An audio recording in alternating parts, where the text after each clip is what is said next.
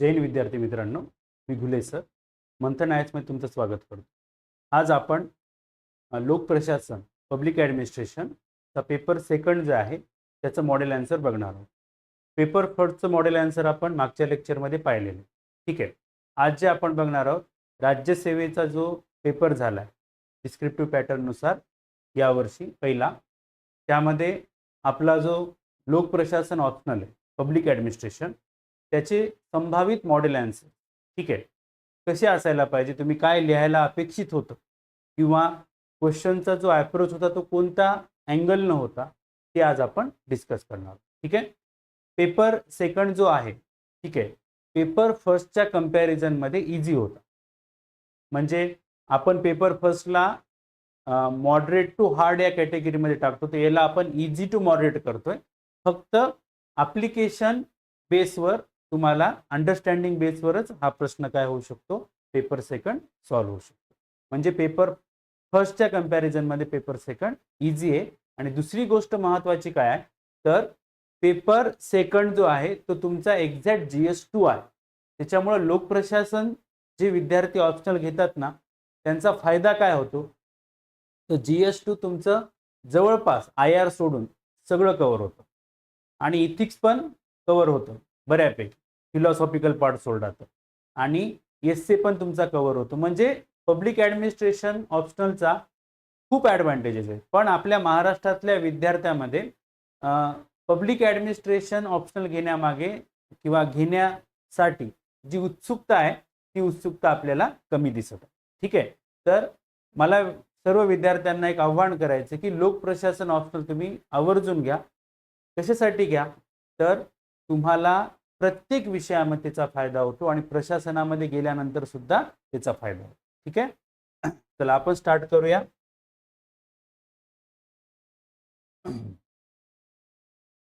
बघा,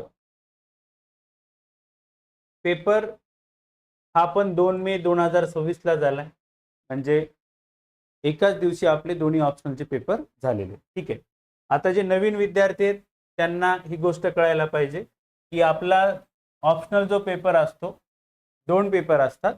एक पहिला पेपर 250 मार्काचा आणि दुसरा पेपर पण 250 मार्काचा. म्हणजे टोटल आपला ऑप्शनल जो आहे तो 500 मार्कासाठी असतो. ठीक आहे. समजतंय.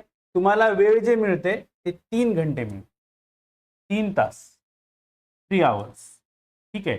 तुम्ही मराठी किंवा इंग्लिश मीडियम निवडू शकता, ही तुमची चॉईस आहे. ठीक आहे. दुसरी महत्त्वाची गोष्ट काय, तर हे जे विशेष सूचना दिल्यात ना त्यातल्या ह्या 2 सूचना महत्त्वाच्या आहेत. ठीक आहे. एकूण प्रश्न किती आहेत, 8. ठीक आहे. त्यापैकी तुम्हाला सोडवायचे किती, 5. हा पहिला पॉइंट. दुसरा काय, प्रश्न क्रमांक 1 आणि प्रश्न क्रमांक 5 कंपल्सरी आहे, ते तुम्हाला सॉल्व्हच करायचं. दुसरी गोष्ट काय, उर्वरित जे तुमचे 3 प्रश्न राहणार आहेत ना, कारण की तुम्ही 5वा आणि पहिला कंपल्सरी सोडवणार आहात, तर हे 3 प्रश्न निवडता वेळेस 2 सेक्शन जे आहेत आपले, तर एक तरी क्वेश्चन एका सेक्शन मधून असला पाहिजे. म्हणजे तुम्ही सगळे उरलेले 3ही क्वेश्चन एकाच सेक्शन मधून सॉल्व्ह नाही करू शकत. ॲटलिस्ट एक 1 सेक्शन मध्ये आणि बी सेक्शन मध्ये असं तुम्हाला सॉल्व्ह करायचं. हे एवढंच महत्त्वाचं आहे, बाकीचं सिंपल गोष्टी आहेत. ठीक आहे. आता बघा, आपण हा जो क्वेश्चन पेपर आहे आपण तर डिटेलमध्ये बघणारच आहोत, 1 लाईन. ठीक आहे.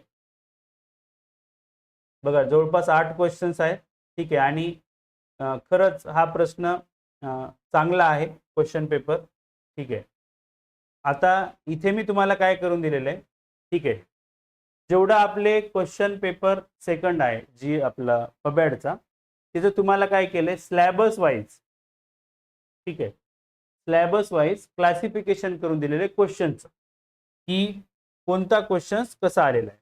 आता समजा आपल्या पेपर सेकंड मध्ये 14 चॅप्टर आहेत टोटल, तर मी ते 14 चॅप्टर घेतलेले आहेत. ठीक आहे. त्यानंतर पहिला जो चॅप्टर आहे आपला भारतीय प्रशासनाची उत्क्रांती, यावर कोणत्या उपघटकावर किती प्रश्न आले, तर कौटिल्याच्या अर्थशास्त्रावर A1A क्वेश्चन आलेला आहे, मुघल प्रशासनावर 2C प्रश्न आलेला आहे. म्हणजे तुम्हाला काय होतं, इझी टू अंडरस्टँड होतं. ठीक आहे, समजण्यासाठी. दुसरी महत्त्वाची गोष्ट काय, तर पेपर फर्स्ट सारखंच पेपर सेकंड सुद्धा पूर्ण चॅप्टर मधून पूर्ण क्वेश्चन्स विचारलेले आहेत. म्हणजे असं नाही की 1-2 चॅप्टरला फोकस केलेले.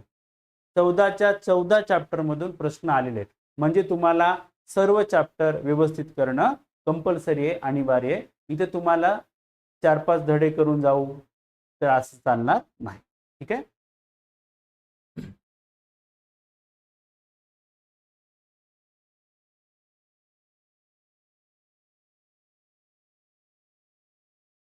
चला आता आपण फर्स्ट क्वेश्चन पासून स्टार्ट करू. ठीक आहे. पहिला क्वेश्चन काय आपला, राज्य कारभाराचा व्यापक मार्गदर्शक म्हणून कौटिल्याच्या अर्थशास्त्राचे टीकात्मक परीक्षण कर. ठीक आहे. 10 गुण 150 शब्दामध्ये तुम्हाला उत्तर लिहायचंय. आपला पहिला चॅप्टर आहे, त्यामध्ये कौटिल्याचे अर्थशास्त्र यावर हा प्रश्न आलेला आहे. ठीक आहे. प्रश्न सोपा आहे. ठीक आहे. कारण की इनडायरेक्टली हा स्ट्रेट फॉरवर्डच क्वेश्चन आहे की कौटिल्यानं राजकारभार करता वेळेस काय काय मार्गदर्शन केलेलं आहे. सिंपल क्वेश्चन आहे, अवघड नाहीये. नोट्स मध्ये झाला सॉल्व्ह होऊ शकतो. ठीक आहे. आता बघा उत्तरामध्ये काय लिहायचं आपल्याला. कौटिल्याला आपण चाणक्य म्हणतो. ठीक आहे. म्हणजे जसा क्वेश्चन येईल तसं तुम्ही आन्सर मध्ये लिहा. अर्थशास्त्र हा प्राचीन ग्रंथ लिहिलेला आहे. त्यामध्ये भारतीय प्रशासन, कूटनीती, ठीक आहे, आणि अर्थव्यवस्थेवरील एक अद्वितीय आणि सखोल ग्रंथ आहे. राज्यकारभाराचा व्यापक मार्गदर्शक म्हणून या ग्रंथाचे महत्त्व आणि त्याच्या मर्यादेचे परीक्षण खालीलप्रमाणे करता येईल. तुम्ही याच्यामध्ये मी काही महत्त्वाचे पॉईंट्स घेतले, तुम्ही अजून पण वेगळे पॉईंट्स लिहू शकता. आपण आपल्या जे काही one stop solution class notes आहेत त्यामध्ये आपण सगळेच पॉईंट्स दिलेले. ते तुम्हाला प्रायोरिटी वाईज तुम्हाला जेवढे रिकॉल होतात ते तुम्ही पॉईंट इथे लिहू शकता. हेच पॉईंट तिथे लिहावेत अशातली अपेक्षा नाही. मी 150 शब्दामध्ये जे मला वाटतं ते मी इथे लिहिलेले, तुम्ही वेगळे पण लिहू शकता. ठीक आहे. आता बघा व्यापक मार्गदर्शक म्हणून, ठीक आहे, सकारात्मक बाजू काय. ठीक आहे. तर पहिली गोष्ट आहे बघा सप्तांग सिद्धांत. ठीक आहे. सप्तांग सिद्धांत काय तर बघा कौटिल्याने राज्याची तुलना सेंद्रिय शरीराशी करून स्वामी म्हणजे राजा, अमात्य, जनपद, दुर्ग, कोश, दंड, मित्र या 7 आवश्यक घटकाचे अत्यंत सूक्ष्म आणि व्यावहारिक विश्लेषण केलेले, त्याला आपण सप्तांग थेरी म्हणतो. कळतंय. नेक्स्ट काय, कल्याणकारी राज्याची संकल्पना. प्रजा सुखे सुखम राज्य. ठीक आहे. राज्य म्हणजे राज्य आहे ते. ठीक आहे. प्रजेच्या सुखातच कोणाचं सुख आहे, राजाचं सुख आहे. त्यांनी सांगितलं की राज्याला कल्याणकारी राज्य बनवण्यासाठी पाया घातला पाहिजे. ठीक आहे. नेक्स्ट काय राहील, प्रशासकीय आणि आर्थिक व्यवस्थापन. ठीक आहे. म्हणजे अर्थव्यवस्थेच्या बळकटीकरणासाठी कर प्रणाली असेल, न्यायमंडळ असेल, परराष्ट्र धोरण असेल, भ्रष्टाचाराचे प्रकार असतील, त्यावरील उपाय असेल, याचं अचूक मार्गदर्शन कौटिल्यानं केलेलं आहे. टीकात्मक काय करता येईल म्हणजे त्याच्या मर्यादा आणि त्रुटी काय सांगता येतील आपल्याला. सत्तेचं अतिकेंद्रीकरण होतं, कारण की कौटिल्यानं राजेशाहीलाच प्रमोट केलेलं, लोकशाहीला प्रमोट केलेलं नाही. ठीक आहे. कारण तेव्हा राजेशाहीच होती. ठीक आहे. मोनार्ची. ठीक आहे. यामध्ये राजाच्या हाती काय होती, अमर्याद सत्ता होती. आधुनिक लोकशाही आणि विकेंद्रीकरणाच्या मूल्याचा इथं काय होता, अभाव होता. साधनापेक्षा साध्यावर भर आहे. ठीक आहे. म्हणजे इथं आपण यांचा अप्रोच काय करू शकतो, घेऊ शकतो. राज्याच्या सुरक्षेसाठी आणि हितासाठी कौटिल्याने साम दाम दंडभेद, कट कारस्थाने, हिरेगिरीचा, ठीक आहे, अतिवापर सुचवलेला आहे. ही टोकाची राजकीय व्यवहारिकता आधुनिक मानवाधिकार आणि नैतिकतेच्या काय असते, विसंगत असते. ठीक आहे. एकदम सिंपल क्वेश्चन होता आणि सिंपल आन्सर.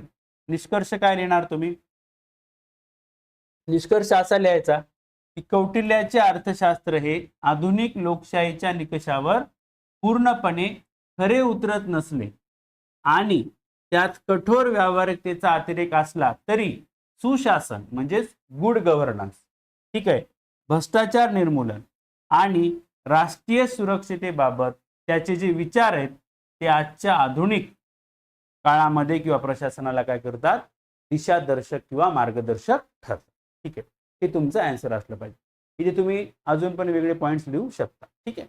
एकदम इझी क्वेश्चन्स होता, स्ट्रेट फॉरवर्ड होता. म्हणजे मी काय सांगतोय, पेपर फर्स्ट पेक्षा पेपर सेकंड खूप इझी आहे.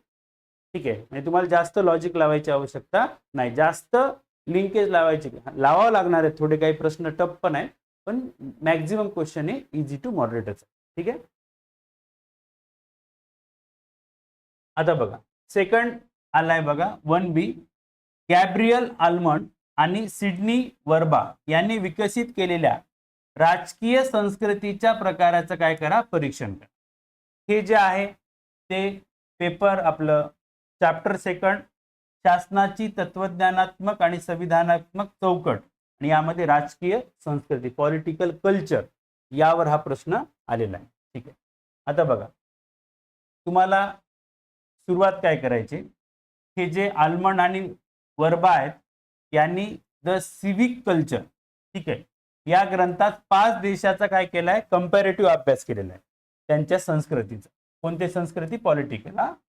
3 मुख्य प्रकार विकसित केलेत, आणि हे जे प्रकार आहेत ते राजकीय व्यवस्थेप्रती नागरिकाचा दृष्टिकोन, जाणीव आणि प्रक्रिये सहभाग यावर काय असतात, आधारित आहे. ठीक आहे. आता बघा याच्यात तुम्हाला काय लिहिणं अपेक्षित आहे, संकुचित संकीर्ण राजकीय संस्कृती. ठीक आहे. म्हणजे काय की राजकीय व्यवस्थेची, शासनाच्या धोरणाची किंवा स्वतःच्या अधिकाराची कोणतीही जाणीव नसते. कोणाला, नागरिकांना, या संस्कृतीमध्ये. म्हणजे काय, संकुचित संकीर्ण राजकीय संस्कृती. नागरिकांना तेवढं माहीतच नसतं की आपलं व्यवस्था कशी, शासनाचं धोरण काय वगैरे वगैरे. ठीक आहे. म्हणजे काय, लोकांची जी निष्ठा असते ना त्यांच्या स्थानिक लोकांवर असते. ठीक आहे, तितकंच असतं, त्यांना जास्त अपेक्षा वगैरे नसतात. ठीक आहे. दुसरी काय असते बघा, अधिनिस्त प्रजाजन राजकीय संस्कृती, सब्जेक्टिव्ह पॉलिटिकल कल्चर. ठीक आहे. यामध्ये काय असतं, नागरिकांना राजकीय व्यवस्थेची आणि शासनाच्या निर्णयाची माहिती असते, परंतु ते स्वतः धोरण निर्मितीच्या प्रक्रियेत सहभाग होत नाही. ठीक आहे. पहिल्या भागामध्ये काय, त्यांना माहीतच नसतं. दुसऱ्यात माहीत असतं पण ते पॉलिसी फॉर्म्युलेशन मध्ये भाग घेत नाही. तिसरं काय आहे, सहभागी राजकीय संस्कृती. ठीक आहे. म्हणजे हा ऍडव्हान्स प्रकार आहे. इथं लोकांना माहीत पण असतं शासनाबद्दल आणि ते शासनाच्या निर्णयामध्ये सहभाग पण घेतात. ठीक आहे. म्हणजे हा जो सहभागी राजकीय संस्कृती आहे ना, हा महत्वाचा पॉइंट आहे. का, तर हे काय करतात, निवडणुका, दबाव गट, धोरण निर्मिती अत्यंत सक्रिय सहभाग नोंदवतात. हे काय झालं, प्रगत लोकशाही देशाचं उदाहरण झालं. ठीक आहे. निष्कर्ष काय सांगता येईल तुम्हाला, आल्मंड आणि वर्बा यांच्या मते वास्तवात कोणत्याही देशात एकाच शुद्ध प्रकार आढळत नाही. शुद्ध प्रकार म्हणजे काय की हा जो देश आहे इथं सगळेच नागरिक प्रबुद्ध आहेत, त्यांना सर्व गोष्टी माहिती आहेत, ते पार्टिसिपेट करतात वगैरे, असं नसतं, ते मिक्स असतं. ठीक आहे. एक स्थिर आणि यशस्वी लोकशाही प्रस्थापित करण्यासाठी या तिन्ही संस्कृतीचे योग्य मिश्रण असलेली नागरी संस्कृती असणे सर्वाधिक काय ठरतं, आदर्श ठरतं. म्हणजे मिक्स असलं पाहिजे, काही लोकांना माहिती असलं पाहिजे, नसलं पाहिजे, कोणी पार्टिसिपेट केलं पाहिजे, नाही केलं पाहिजे. म्हणजे मिक्स असलं तर चांगली संस्कृती उदयाला येते. ठीक आहे. नेक्स्ट आहे बघा 1C. ठीक आहे. भारतातील सार्वजनिक महामंडळाचे गुण आणि दोष अधोरेखित करा. एकदम स्ट्रेट फॉरवर्ड क्वेश्चन आहे, आपल्या नोट्स मधून झाला तसा सॉल्व्ह. ठीक आहे. तिसरा चॅप्टर जो आहे सार्वजनिक क्षेत्रातील उपक्रम, पब्लिक सेक्टर अंडरटेकिंग, यामध्ये उपक्रमाचे जे प्रकार असतात ना त्यामध्ये, हे मी नोट्स मध्ये जशाल तसं लिहून दिलेलं आहे. ठीक आहे. बघा त्याला आपण पब्लिक कॉर्पोरेशन म्हणतो. ही संसदेच्या किंवा राज्य विधिमंडळाच्या विशेष कायद्यानं स्थापित केलेली एक काय असते, स्वायत्त. उदाहरणार्थ LIC, RBI, Damodar valley corporation. तुम्ही अजून भरपूर उदाहरणं लिहू शकता. या मंडळाचे प्रमुख गुण आणि दोष खालीलप्रमाणे आपल्याला बघता येईल. गुण बघा, मेरिट्स काय, पहिलं व्यावसायिक स्वायत्तता आणि लवचिकता. ठीक आहे. म्हणजे दैनंदिन कामामध्ये या संस्थांना काय असते, त्यांचे निर्णय घेण्याची स्वायत्तता असते, ॲटोनॉमी असते. त्याचबरोबर त्यांना थोडी लवचिकता पण मिळते, म्हणजे त्यांच्यासाठी कठोर नियम वगैरे नसतात. ठीक आहे. म्हणजे इनडायरेक्टली काय असते, खाजगी क्षेत्रासारखे ते थोड्या बहुत प्रमाणामध्ये कार्य करू शकतात. ठीक आहे. आर्थिक स्वातंत्र्य असतं. ठीक आहे. स्वतःचा निधी स्वतः उभारू शकतात. ठीक आहे. नवीन स्कीम काढू शकतात वगैरे वगैरे, ह्या सगळ्या गोष्टी ते करू शकतात. आणि जो प्रॉफिट त्यांना मिळाला ते स्वतःसाठी सुद्धा वापरू शकतात. ठीक आहे. तज्ञ आणि व्यावसायिक व्यवस्थापन असतं. ठीक आहे. कारण की इथं पॉलिटिकल लोक नसतात, तर इथं काय असतात, ॲडमिनिस्ट्रेटिव्ह लोक असतात, जे काय असतात, एक्सपर्ट असतात त्या क्षेत्रात. LIC मध्ये काम करणारे लोक कोण असतील, ज्यांना फायनान्स किंवा त्याला आपण काय म्हणतो, इन्शुरन्स क्षेत्रामध्ये खूप चांगलं नॉलेज असेल, तेच इथे काम करणार. ठीक आहे. RBI मध्ये कोण असतील, इकॉनॉमिक एक्सपर्टच असतील. म्हणून इथे काय होतं, तज्ज्ञ लोकांचंच काय असतं, मॅनेजमेंट असतं. ठीक आहे. त्यामुळं गुणवत्ता वगैरे वाढवली जाते. ठीक आहे. तुम्ही अजून बघा, शॉर्टकटमध्ये पण लिहू शकता, एक्सप्लेन पण करू शकता, तुम्ही जसं रिमाइंड करता ना तसं. ठीक आहे. मी फक्त इथं काय करतोय, असं असायला पाहिजे हे मी सांगतो. ठीक आहे. दोष काय आहेत बघा, दोष. ठीक आहे. स्वायत्तता केवळ कागदावरच असते. कारण का, प्रत्यक्ष व्यवहारात संबंधित मंत्री आणि मंत्रिमंडळातील वरिष्ठ सनदी अधिकारी जे IAS असतात ना, हे काय करतात, इनडायरेक्टली त्यांच्या कामकाजामध्ये हस्तक्षेप करतात. रिजिडिटी आहे, कायदेशीर ताठरता आहे का, बघा, या मंडळाची कार्य व अधिकार कायद्याने निश्चित केलेले असतात. त्यात कोणताही बदल करायचा असेल तर संसदेमध्ये कायदा करून सुधारणा करावी लागते. म्हणजे ते एवढे इझी आहेत का, तर नाहीये. ठीक आहे. उत्तरदायित्वाचा अभाव आणि मक्तेदारी. ठीक आहे. म्हणजे कसं बघा, आता सरकारी जो आपला कॅग आहे, काही प्रमाणात सूट असल्याने या संस्थांमध्ये अकार्यक्षमता वाढते आणि ग्राहकाच्या हिताकडे दुर्लक्ष केलं जातं. म्हणजे थोडं ॲटोनॉमीमुळे पण अशा गोष्टी होऊ शकतात. ठीक आहे. निष्कर्ष काय, तर सार्वजनिक महामंडळ ही देशाच्या आर्थिक विकासासाठी अत्यंत उपयुक्त साधने आहेत. ठीक आहे. परंतु त्यांना खऱ्या अर्थाने राजकीय हस्तक्षेपापासून दूर ठेवून व्यावसायिक स्वायत्तता प्रदान केली तरच ती अधिक प्रभावीपणे काय होऊ शकतात, यशस्वी होऊ शकतात. तुम्हाला मेरिट डिमेरिट पण आपलं निष्कर्ष जो असतो ना, तो कधी पण बॅलन्सच असला. ठीक आहे. एक्स्ट्रीम नसावा. ठीक आहे. आता आपण बघू 1D. ठीक आहे. आज पंतप्रधान कार्यालय म्हणजे भारत सरकारचे प्रत्यक्ष सरकार. परीक्षण करा. 10 गुण 150 शब्द. चॅप्टर 14 केंद्र शासन आणि प्रशासन. पंतप्रधान कार्यालयाचा आपण काय म्हणतो, PMO म्हणतो, प्राईम मिनिस्टर ऑफिस. ठीक आहे. म्हणजेचा हे जे क्वेश्चन्स आहे हे तुम्ही जस्ट विदाउट म्हणजे public administration background, GS2 background असेल तरी तुम्ही हा प्रश्न सॉल्व्ह करू शकता. ठीक आहे. म्हणजे पंतप्रधान कार्यालय म्हणजेच आपलं भारत सरकार आहे असं त्याला म्हणायचं, तर बरोबर. ठीक आहे.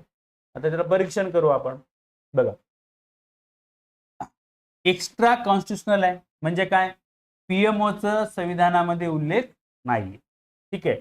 मात्र प्रशासनाच्या तिच्या वाढत्या प्रभावामुळे, कशामुळे, वाढत्या प्रभावामुळे आज तिला सरकारचं काय म्हटलं जातं, प्रत्यक्ष सरकार, गव्हर्नमेंट ऑफ द गव्हर्नमेंट किंवा सुपर कॅबिनेट सुद्धा म्हटलं जातं. याचं परीक्षण कसं करता येईल आपल्याला, बघा. सपोर्ट. ठीक आहे. वर्चस्व वाढायचं कारण काय, धोरण निर्मितीचे सर्वोच्च केंद्र. आपल्याला माहिती आहे पंतप्रधान आणि मंत्रिमंडळ निर्णय घेतं आणि मंत्रिमंडळ हा त्यांचा हेड असतो, प्रमुख असतो, म्हणून तिथूनच सगळ्या गोष्टी काय होतात, केल्या जातात. म्हणून तो काय झालं, म्हणजे कोणती पण नाही असो, परराष्ट्र धोरण असो, राष्ट्रीय सुरक्षा असो किंवा आर्थिक गोष्टी असो. सत्तेचे केंद्रीकरण आहे, अंतराळ, अणु ऊर्जा विभाग, नीती आयोग यासारखे जे महत्वाचे खाते असतात ते डायरेक्ट PMOला काय करतात, रिपोर्ट करतात. कॅबिनेट सचिवालयाचा घटता प्रभाव. आपल्याला माहित आहे की कॅबिनेट सचिव जो असतो त्याला आपण पंतप्रधान म्हणतो, पण सध्याच्या सिनेरिओमध्ये कॅबिनेट सेक्रेटरी हा फक्त काय राहिलेला आहे, नामधारी राहिल्यासारखाच राहिलेला आहे. ऍक्च्युअल जे सगळ्या गोष्टी आहेत ते PMO मधूनच होत आहे. ठीक आहे. विविध मंत्र्यांमध्ये समन्वय साधण्याचं आणि प्रशासकीय वाद सोडवण्याचं मुख्य काम आजकाल कॅबिनेट सचिवालयाऐवजी कोण करते, PMO करते. पूर्वी कोण करायचं, कॅबिनेट सचिव. ठीक आहे. म्हणजे जेव्हा तुम्ही IAS होता, तर IAS होऊन सर्वोच्च पद जर कोणतं पाहिजे असेल आपल्याला, तर ते कॅबिनेट सेक्रेटरी. समजते. जसं तुम्ही समजा IPS झालात, डेप्युटी कलेक्टर झाला, DYSP झाला, तर तुम्हाला एक माहिती आहे की माझं प्रमोशन ही हायेस्ट पोस्ट मिळणार. तसं IPS ची हायेस्ट पोस्ट काय, DGP आहे. ठीक आहे.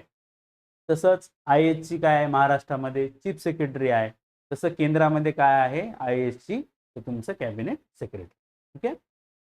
मर्यादा बघा, टीकात्मक परीक्षण, मंत्रालयाचे अवमूल्यन. ठीक आहे. काय व्हायले, PMOच्या अति हस्तक्षेपामुळे संबंधित मंत्र्याचे आणि मंत्रालयाचं महत्व आणि स्वायत्ता काय व्हायली, कमी व्हायली. आपली जे संसदीय शासन व्यवस्था ज्यामध्ये कलेक्टिव्ह रिस्पॉन्सिबिलिटी असते त्याला पण तडा लागायला, कारण इथे सर्वस्वी कोण बघायले, पंतप्रधान बघायले, म्हणजे एकाधिकारशाही व्हायली. निष्कर्ष काय सांगता येईल तुम्हाला, आजच्या गुंतागुंतीच्या प्रशासन व्यवस्थेत जलद निर्णय घेण्यासाठी आणि प्रभावी समन्वयासाठी पीएमओ सारख्या प्रबळ संस्थेची नितांत आवश्यकता असली तरी लोकशाहीच्या स्पर्धेसाठी तिने मंत्रिमंडळाची कॅबिनेट जागा घेण्याऐवजी त्याला एक पूरक संस्था म्हणून काय केलं पाहिजे, अधिक काम करणं अधिक योग्य असतं. म्हणजे त्यांनी सपोर्टिव्ह पूरक म्हणून काम केलं पाहिजे, ना की स्वतःला काय म्हणलं पाहिजे, मीच सर्वस्वी आहे असं नाही करायला पाहिजे, जेणेकरून आपल्या संसदीय शासन व्यवस्थेला आणि लोकशाहीला तडा जाईल. ठीक आहे. नेक्स्ट आहे बघा 1E, निर्देशालय ही राज्य सरकारची कार्यकारी शाखा आहे. विश्लेषण करा. ठीक आहे. डिरेक्टोरेट, आपण त्याला इंग्लिशमध्ये काय म्हणतो, डिरेक्टोरेट. ठीक आहे. स्टाफ आणि लाईन. ठीक आहे. 6वा चॅप्टर आहे राज्य शासन आणि प्रशासन, त्यामध्ये संचालनालय. ठीक आहे. बघा, राज्य शासनाच्या प्रशासकीय रचनेचे 2 प्रमुख भाग असतात. एक असतं सेक्रेटरिएट जे धोरण निर्मिती करतं, दुसरं असतं निर्देशालय किंवा संचालनालय ज्याला आपण डिरेक्टोरेट म्हणतो, ही धोरणाची अंमलबजावणी. हे तर सर्वांना माहिती आहे.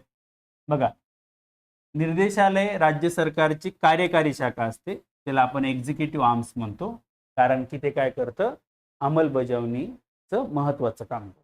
ठीक आहे. आता बघा, लाईन एजन्सी, लाईन म्हणजे काय, अंमलबजावणी करणार.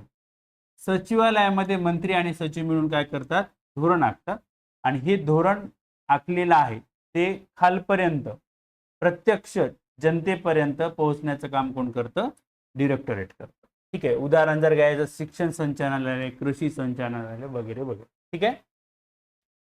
तांत्रिक तज्ञता, टेक्निकल एक्सपर्टाईज असते. IAS हा जनरलिस्ट असतो, पण IPS असेल किंवा इंजिनिअरिंग सर्व्हिस असेल, जे टेक्निकल गोष्टी असतात ना, तर त्या, किंवा आरोग्य सेवा असेल, कृषी सेवा असेल, त्यामध्ये एक्सपर्ट्स असतात. त्यामुळं काय होतं, इथे तांत्रिक तज्ञता पाहायला मिळते. ठीक आहे, IAS पेक्षा. ठीक आहे. Field control.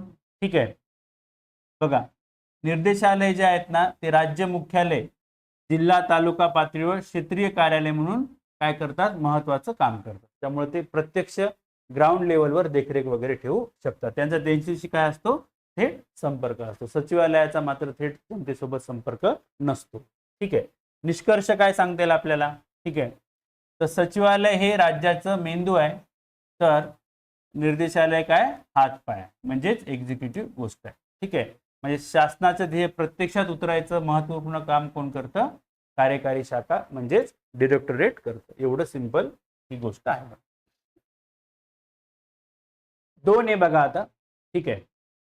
भारतातील संविधानवाद एक मिथक नसून वास्तव्य आहे. देशातील संविधानवादाच्या वाढीस विकासाला चालना देणाऱ्या भारतीय संविधानाच्या वैशिष्ट्यावर भाष्य करा. 20 गुण 300 शब्द. तर हे जी गोष्ट आहे, ठीक आहे, त्याला आपण काय म्हणू शकतो, संविधानवाद म्हणजेच कॉन्स्टिट्युशनलिझम.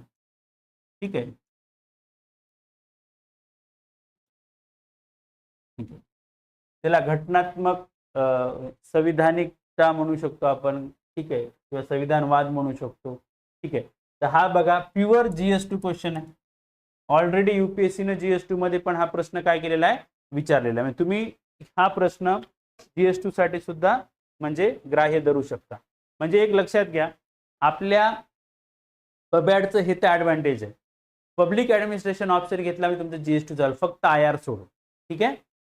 आता बघा, चॅप्टर 2 जो आहे, शासनाची तत्वज्ञानात्मक आणि संविधानिक चौकट, आणि यामध्ये संविधानवाद मी आपल्या नोट्समध्ये इन डेप्थ डिटेलमध्ये दिलाय, विथ केस स्टडी दिलेला आहे.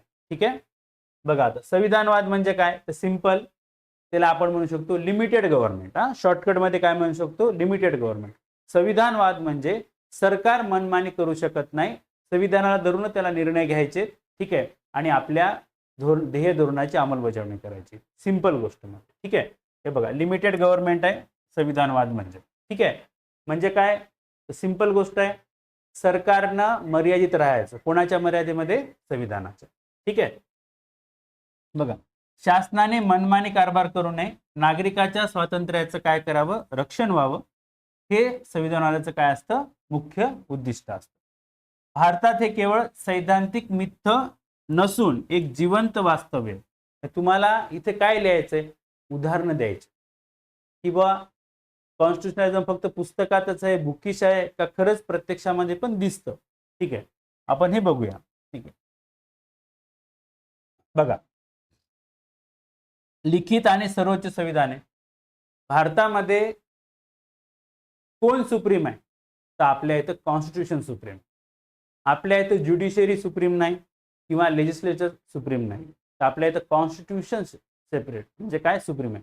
म्हणजे आपले शासनाचे जे 3 अंग असतात, कायदेमंडळ, कार्यकारी मंडळ, न्यायमंडळ, यांच्यावर पण सुप्रीम कोण असेल तर ते आपलं संविधान. ह्या पहिली गोष्ट. आणि आपलं लिखित संविधान असल्यामुळं ज्या ज्या गोष्टी संविधानामध्ये नमूद आहे त्याचं पालन सरकारला, कायदेमंडळाला आणि न्यायमंडळाला करावं लागतं. ठीक आहे. दुसरं काय, कायद्याचं राज्य आहे. ठीक आहे, रूल ऑफ लॉ आहे, कलम 14. ठीक आहे, कायद्यापुढे सगळे समान आहेत, equality before law, equal protection of law. ठीक आहे, त्याच्यामुळं काय की कायद्याच्यावर कोणीच नाहीये, कायद्याला धरूनच सर्व निर्णय किंवा कायदे तुम्हाला बनवायचे आहेत. ठीक आहे, मूलभूत हक्क आहे. एखादा कायदा कायदे मंडळानं केला, संसदेनं केला आणि तो जर मूलभूत हक्काशी विसंगत असला तर रद्द होतो. आपल्याला माहिती आहे केशवानंद भारती खटला वगैरे. ठीक आहे, म्हणजेच कलम 13 पण आपल्याला लक्षात घ्या, मूलभूत हक्काशी विसंगत कायदे काय होतात, अवैध होतात. ठीक आहे, म्हणजे हे तुम्हाला बघा खूप अवघड नाहीये, सिंपल आहे. स्वतंत्र न्यायव्यवस्था आहे आणि ज्युडिशियल रिव्ह्यू आहे. ठीक आहे, आपली न्यायव्यवस्था स्वतंत्र आहे म्हणजे कार्यकारी मंडळ आणि कायदे मंडळापासून ती वेगळी आहे. कार्यकारी मंडळ किंवा कायदे मंडळ त्यांच्यावर कंट्रोल करू शकत नाही. ठीक आहे, न्यायिक पुनर्विलोकन म्हणजे काय, तर न्यायव्यवस्था, सुप्रीम कोर्ट, आपल्या कायदे मंडळानं, संसदेनं किंवा सरकारनं जर एखादं ध्येय, धोरण, कायदा केले तर त्याचा रिव्ह्यू करतं की हे मूलभूत हक्काशी, संविधानाशी सुसंगत आहेत का विसंगत आहेत. त्याला म्हणायचं ज्युडिशियल रिव्ह्यू. जर विसंगत असेल तर तो कायदा, धोरण काय होतं, रद्द होतं. ठीक आहे, किंवा 32 आणि 226 नुसार तुम्ही आपण जर बघायला गेलं तर न्यायिक पुनर्विलोकन म्हणू शकता तसं, पण ठीक आहे, काही प्रॉब्लेम नाही, चालतं. सत्तेचे विभाजन आणि नियंत्रण व संतुलन. बघा, आपल्या इथं कसं आहे, संविधानानं चेक अँड बॅलन्स दिलेलं आहे. ठीक आहे, एकाच्याच हातात सगळी सत्ता दिलेली नाही. म्हणजे कार्यकारी मंडळ पूर्णपणे त्यांच्या हातात पण काही नाहीये, कायदे मंडळाच्या हातात पण काही नाही, किंवा न्यायालय पण मनमानी करू शकत नाही. म्हणजे आपल्या इथे जे सगळ्या गोष्टी आहेत ना, ते काय आहेत, बॅलन्स आहेत. कारण काय, आपल्या इथं एक चेक अँड बॅलन्स काय आहे, चेक अँड बॅलन्स. म्हणजे काय, तर कार्यकारी मंडळ जे सरकार असतं ते लोकसभेला किंवा संसदेला सामूहिकरित्या जबाबदार असतं. म्हणजे जोपर्यंत लोकसभेमध्ये त्यांचं बहुमत आहे तोपर्यंत ते सत्तेमध्ये राहू शकतं. ठीक आहे, संविधानाची मूलभूत संरचना, केशवानंद भारती खटला असेल. ठीक आहे, म्हणजे काय, संसद असेल किंवा सरकार असेल ते मनमानी ऑर्डर, आदेश किंवा कायदे करू शकत नाहीत. जर ते मूलभूत हक्काशी विसंगत असतील किंवा संविधानाशी विसंगत असतील तर अवैध ठरवण्याचा अधिकार सुप्रीम कोर्टाला 32 नुसार आणि तुमच्या 226 नुसार हायकोर्टाला पण आहे. ठीक आहे, आपल्याला माहिती आहे 73चा केशवानंद भारती खटला झालाय, यामध्ये हा निर्णय दिलेला आहे. म्हणजे कोणतं डॉक्ट्राईन लागू केली आपण, बेसिक स्ट्रक्चर डॉक्ट्राईन. ठीक आहे, स्वतंत्र आणि स्वायत्त संस्था आहे, इंडिपेंडंट बॉडीज आहेत, जसं निवडणूक आयोग असेल, UPSC असेल, MPSC असेल, कॅग असेल. यामुळं काय होतं, सरकारचे निर्णय यांच्यावर म्हणजे तसे बंधनकारक नसतात. हे स्वतंत्र असल्यामुळं, संविधानिक संस्था असल्यामुळं हे संविधानाचं संरक्षण करतात, लोकशाहीचं संरक्षण करतात आणि आपल्या संविधानाचं इनडायरेक्टली ते प्रोटेक्शन करतात. ठीक आहे, निष्कर्ष काय करता येईल, आणीबाणी असेल किंवा ऑर्डिनन्स असेल. ठीक आहे, 1 2 3 सॉरी, ठीक आहे, 213 राज्यामध्ये, 123 केंद्रामध्ये. ठीक आहे, या अतिवापर यासारख्या काही घटनांमुळे भारतीय संविधानासमोर आव्हाने अधोरेखित होतात. परंतु गेल्या 7 दशकाच्या भारताच्या यशस्वी लोकशाही प्रवास, सक्रिय न्यायव्यवस्था, बळकट संस्था, नागरिकाची वाढती राजकीय जागरूकता हे ठामपणे सिद्ध करते की भारतीय संविधानवाद हे कागदावरील मिथक नसून एक अत्यंत प्रगल्भ आणि यशस्वी वास्तव्य आहे. तुम्ही इथं केस लॉ पण टाकू शकता. मी थोडं सिम्प्लिफाय मॉडेल आन्सर देण्याचा प्रयत्न करत आहोत. ठीक आहे, जास्त करून तुम्हाला ते अवघड वाटून. ठीक आहे, नोट्समध्ये मी तुम्हाला केस लॉ पण दिलेले आहेत, संविधान मंडळाचे वैशिष्ट्य पण सगळे मी इथं मोजके फक्त घेतलेले. ओके, बघा क्वेश्चन 2B हा पण मोठा क्वेश्चन आहे. म्हणजे काय, 20 मार्काला हा क्वेश्चन विचारलेला आहे. ठीक आहे, 300 शब्दासाठी. चौथा चॅप्टर जो आहे आपला केंद्र सरकार आणि प्रशासन. ठीक आहे, यामधला मंत्रिमंडळ सचिवालय. ठीक आहे, म्हणजे त्याला आपण कॅबिनेट सचिवालय म्हणतो इंग्लिशमध्ये. यावर हा प्रश्न आहे. तर प्रश्न काय बघू आपण. कॅबिनेट सचिव अनेकदा नागरिक सेवक आणि राजकारणी यांच्यातील दुवा म्हणून कार्य करतो. या विधानाच्या प्रकाशात कॅबिनेट सचिवाचे स्थान, कार्य आणि आव्हाने स्पष्ट कर. बघा, पीएमओ वर पण प्रश्न आलेला आहे आणि कॅबिनेट सचिवावर पण प्रश्न आलेला. ठीक आहे, स्ट्रेट फॉरवर्ड क्वेश्चन आहेत, अवघड अजिबात नाही. आपलं पबॅड अवघडच नाही, फक्त प्रश्न समजणंच अवघड आहे आपल्या. एकदा का प्रश्न समजला की तुम्हाला माहिती तेच लिहायचं. बघा उत्तर काय अपेक्षित आहे. भारतीय संसदीय लोकशाहीत कॅबिनेट सचिव जो आहे तो सर्वोच्च प्रशासकीय पद आहे. तुम्हाला मी मागच्याच आताच सांगितलं की हायेस्ट ऑफिसर कोणता असेल देशामधला तो कॅबिनेट सेक्रेटरी. ठीक आहे, ते राजकीय कार्यकारी मंडळ. ठीक आहे, आणि कायमस्वरूपी कार्यकारी मंडळ म्हणजे नागरी सेवा असेल सनदी यांच्यातील मुख्य दुवा म्हणून काय करतात, महत्वाची भूमिका बजावतात. ठीक आहे, आता बघा स्थान काय, तो सर्वोच्च नागरी सेवक आहे.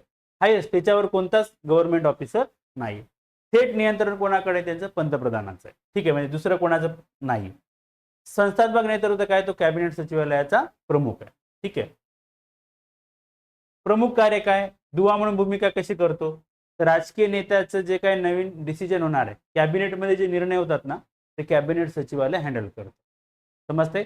आणि त्या निर्णयाची अंमलबजावणी रिस्पेक्टिव्ह डिपार्टमेंटला सांगण्याचं काम पण कोण करतं, कॅबिनेट सचिवालय. ठीक आहे, बघा मंत्रिमंडळाला सहाय्य करायचं. जेव्हा कॅबिनेटची मीटिंग बनते तेव्हा ते सर्व त्यांना इन्फ्रास्ट्रक्चर, गायडन्स, डाटा प्रोव्हाइड करण्याचं काम कोण करतं, तुमचं मंत्रिमंडळ. सहाय्य करण्याचं काम कॅबिनेट सचिवालय करतं. आंतरमंत्रालयीन समन्वय म्हणजे होम मिनिस्ट्री असेल, फॉरेन मिनिस्ट्री असेल, यांच्यामध्ये जे दुवा कोऑर्डिनेशन करण्याचं काम पण कोण करतं, तुमचं कॅबिनेट सचिवालय. क्रायसिस मॅनेजमेंट आहे. ठीक आहे, म्हणजे काय, युद्ध, महामारी, नैसर्गिक आपत्ती वगैरे आलं तर यांचं पूर्ण मॅनेजमेंट करण्याचं काम कोण करतं, हे. कारण की राष्ट्रीय संकट व्यवस्थापन समितीचे प्रमुख कोण असतात, तर आपले कॅबिनेट सचिवालय असतात. ठीक आहे, वरिष्ठ अधिकाऱ्याच्या नियुक्त्या होत्या वेळेस पण केंद्र सरकारला मार्गदर्शन, गायडन्स करण्याचं काम पण कोण करतं, कॅबिनेट सचिवालय. आव्हाने काय, तर पीएमओचा वाढता प्रभाव आहे, त्याच्यामुळं कॅबिनेट सेक्रेटरीचं काय व्हायलंय, दिवसेंदिवस जे पद म्हणा, त्याची जी काय व्हॅल्यू आहे ती कमी कमी होत चालेल. अल्पावधीचा कार्यकाळ आहे, कारण की तुम्ही हायेस्ट 1-2 वर्षच पदावर बसता, त्यामुळे तुम्हाला ते चांगल्या प्रकारे कार्य करण्यास मिळत नाही. ठीक आहे, राजकीय हस्तक्षेप आणि प्रशासकीय तटस्थता म्हणजे काय, की अधिकाऱ्याच्या बदल्या आणि धोरणामध्ये वाढता राजकीय हस्तक्षेप हाताळणे, सनदी अधिकाऱ्याचे राजकीय दबावापासून संरक्षण करणे आणि प्रशासकीय तटस्थता टिकून ठेवणं हे त्यांचं मोठं आव्हान आहे. ठीक आहे, गुंतागुंतीचं प्रशासन आहे.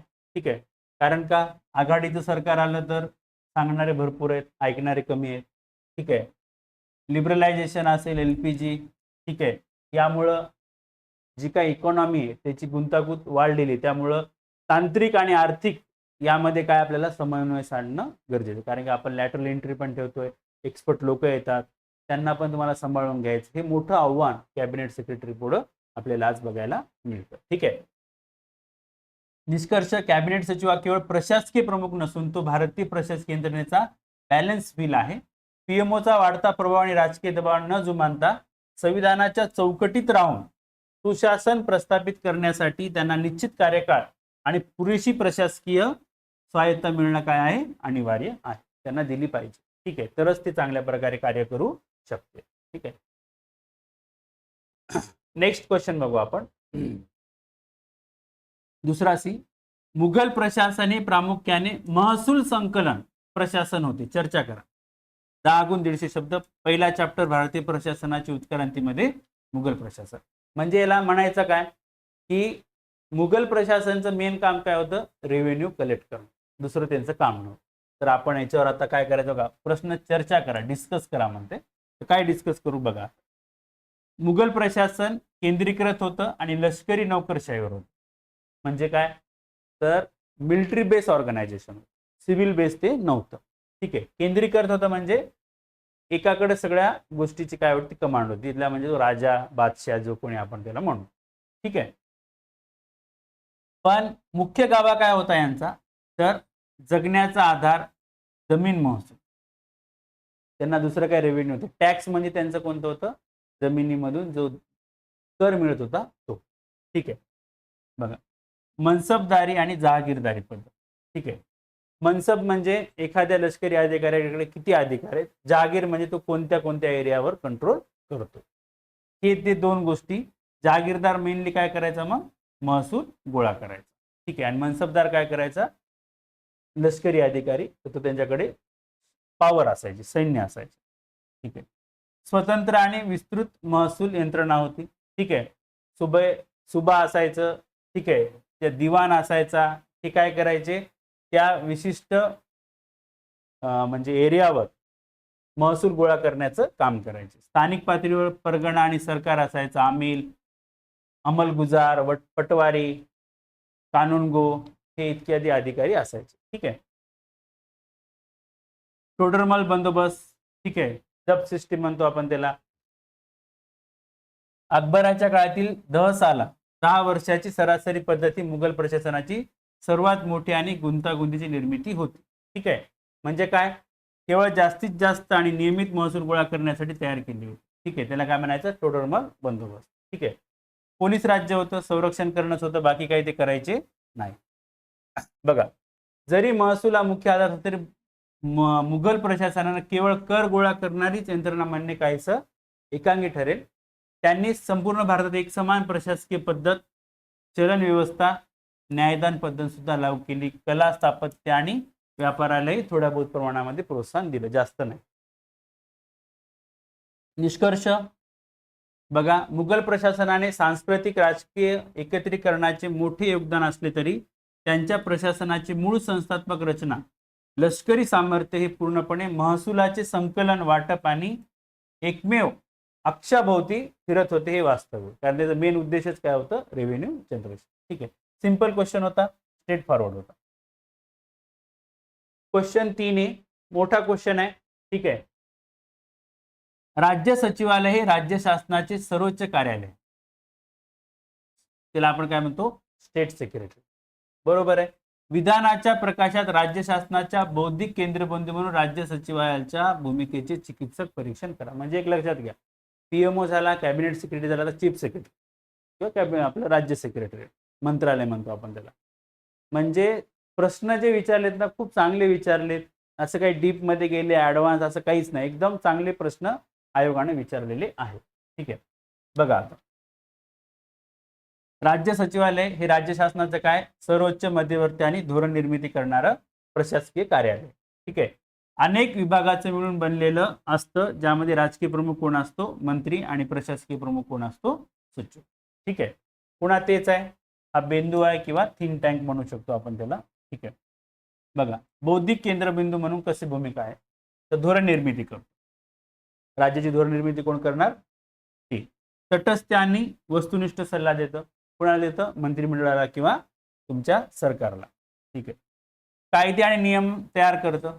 ठीक आहे. कारण की आपण त्याला डेलिगेट लेजिस्लेचर म्हणतो. ड्राफ्ट जो आहे तो सचिवालय बनवणार, मग ते कायदे मंडळात जाऊन ते मंत्रिमंडळ वगैरे त्याला काय करणार, फायनल आउट करणार. कोऑर्डिनेशन ठेवतं प्रत्येक बाबीमध्ये, प्रत्येक मंत्रालयात, डिपार्टमेंटमध्ये काय करण्याचं, समन्वय साधण्याचं कार्य पण हे डिपार्टमेंट करतं. मर्यादा आणि त्रुटी काय आहेत बुवा. ठीक आहे.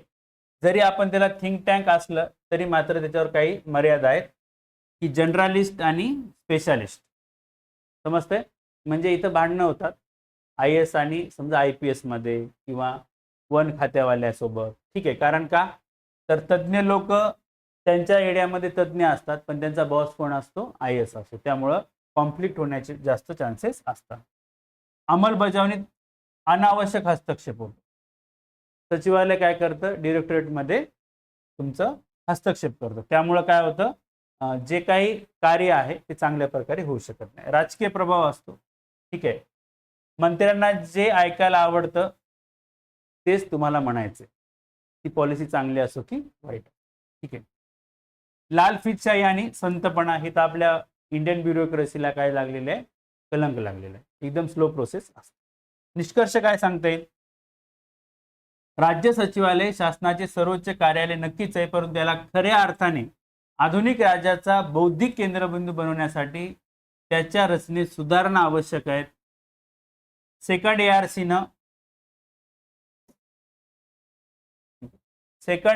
न ठीक आहे काय सांगितले की सचिवालयाच्या दैनंदिन प्रशासकीय कामकाजातून मुक्त करून केवळ धोरणात्मक कार्यावर लक्ष केंद्रित करून देणं आणि धोरण निर्मितीत विषय तज्ञाचा समावेश करणं आजच्या गुंतागुंत प्रशासनाची काय प्रमुख गरज आहे. एकदम चांगलं बॅलन्स आपण काय केलं इथं हे वापरलेले आहे. निष्कर्ष तिसरा बी बघा. आज जिल्हाधिकारी हा सरकारचे एकमेव डोळे कान राहिला नसून तो प्रामुख्याने सरकारी धोरणाच्या अंमलबजावणीचे साधन झालंय.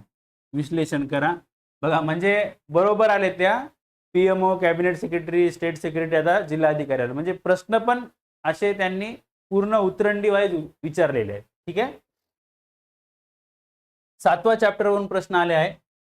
स्वातंत्र्यापासून जिल्हा प्रशासन, जिल्हाधिकाऱ्याची बदलती जाणारी भूमिका. ठीक आहे. आता बघा सर्वांना माहित आहे कलेक्टर हे पद जे आहे ते भारतीय सेवेमध्ये म्हणा किंवा भारताच्या स्पेअरमध्ये म्हणा खूप मानाचं सन्मानाचं पद राहिलेलं आहे पूर्वीपासूनच. आता पण प्रत्येक जणाला आपल्याला कलेक्टर व्हावं वाटतं. ठीक आहे. म्हणजे काय बघा. ब्रिटिश काळ आणि स्वातंत्र्याच्या सुरुवातीच्या दशकामध्ये जिल्हाधिकारी हा शासनाचा प्रतिनिधी म्हणून जिल्ह्याचा सर्वोच्च आणि एकमेव कर्ता होता. राज्यातील प्रत्येक बारीक सारीक माहिती राज्य सरकारपर्यंत पोहोचणारा तो एकमेव काय होता? दुवा होता. म्हणून त्याला आपण डोळे आणि कान म्हणायचो. पण आता सध्या आधुनिक युगामध्ये मात्र त्याच्या जी बदल आहे तो खूप झालेला आहे. म्हणजे त्याला आपण काय म्हणतो? आमूलाग्र बदल झालेला आहे. ते बदल कसा झालाय बघा. मागे पडण्याची कारण कानडोळा. पहिलं आहे लोकशाहीचं विकेंद्रीकरण आणि लोकप्रतिनिधी. ठीक आहे.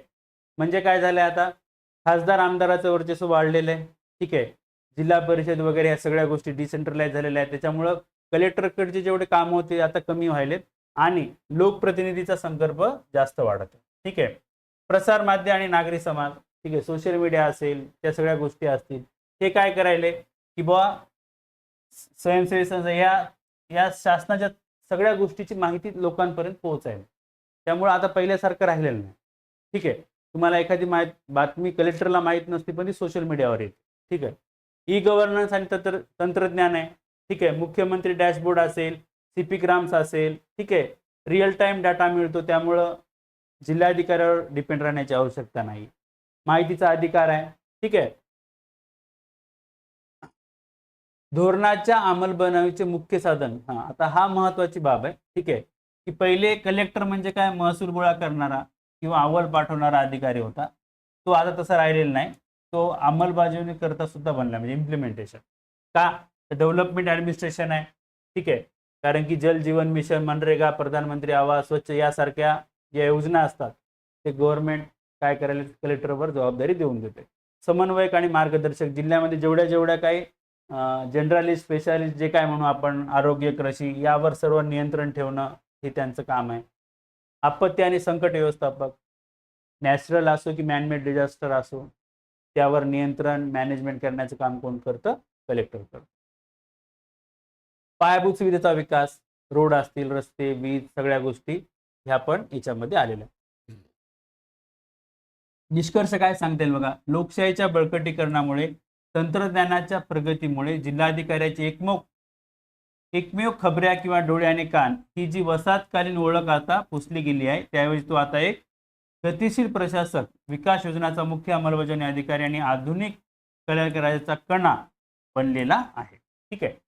आता आपण इथे लाईन टू लाईन वाचून घेत नाही, ही जी तुम्हाला PDF आहे ती घुले सर या टेलिग्राम चॅनलवर मिळून जाईल. ठीक आहे, तुम्ही ते बघू शकता. तिसरा सी बघा, उदारीकरणानंतरच्या काळात सार्वजनिक क्षेत्राचे महत्त्व लक्षणीय प्रमाणात कमी झाले. भाष्य करा 10x150 शब्द. तिसरा चॅप्टर PSU उदारीकरण आणि खाजगीकरणाचे परिणाम. ठीक आहे, म्हणजे सोप्या शब्दामध्ये काय, तर LPG नंतर जे तुमचे सरकारी उद्योगधंदे आहेत याच्यावर काय झालंय, महत्त्व कमी झालेलं. तर सिंपल क्वेश्चन. ठीक आहे, बघा LPG आली त्यामुळं काय झालं, राज्याचा जो हस्तक्षेप आहे तो कमी झाला. ठीक आहे, आणि सार्वजनिक क्षेत्राचं पण महत्त्व काय झालं, कमी झालं. ठीक आहे, पण एक लक्षात घ्या, वास्तवात त्याचे महत्त्व कमी झाले नाही, तर स्वरूपात आणि भूमिकेत मात्र बदल झालेला आहे. ठीक आहे, आता हे बघू आपण. महत्त्व कमी झाल्यासारखं का वाटतं, व्यावसायिक उत्पादनातून माघार घेतली. जसं एअर इंडिया असेल, घड्याळ, दूरसंचार, HMT घडी. ठीक आहे, हॉटेल होते गव्हर्नमेंटचे, घड्याळ बनवायचे, BSNL, याऐवजी आता प्रायव्हेट लोक पण यायले. त्याच्यामुळे आपल्याला वाटतंय की सरकारी नाही. बक्षीदारीचा अंत, लायसन राज संपलं, कोणी पण कोणता पण उद्योगधंदा करू शकतो. ठीक आहे, सामाजिक कल्याण आणि पायाभूत सुविधा बदललेले आणि कायम असलेले महत्त्व. ठीक आहे, हे मात्र फक्त सरकारच देऊ शकतं. मनरेगा असेल, तुमचं हेल्थ सेक्टर असेल. ठीक आहे, नियामक आणि सुविधा करताय सेबी, ट्राय, CCI यासारख्या संस्था काय करतात, प्रत्येक प्रायव्हेट एंटिटीवर लक्ष आणि रेग्युलेशन करण्याचं काम करतात. इमर्जन्सीमध्ये कोण काम येणार आहे, तर गव्हर्नमेंटच काम येणार. ठीक आहे, मग लसीकरण असेल, ठीक आहे, संरक्षण असेल, या गोष्टी. म्हणून आपल्याला काय सांगता येईल की बुवा, उदारीकरणानंतर सार्वजनिक क्षेत्राचे बाजारातील उत्पादक प्रोड्युसर म्हणून असलेली आपली भूमिका नक्कीच कमी केलेली आहे. मात्र देशाच्या सर्वसमावेशक शाश्वत विकास साधण्यासाठी आणि कल्याणकारी राज्य म्हणून त्याचे महत्त्व आजही तितकेच अबाधित आणि सर्वोच्च आहे. ठीक आहे.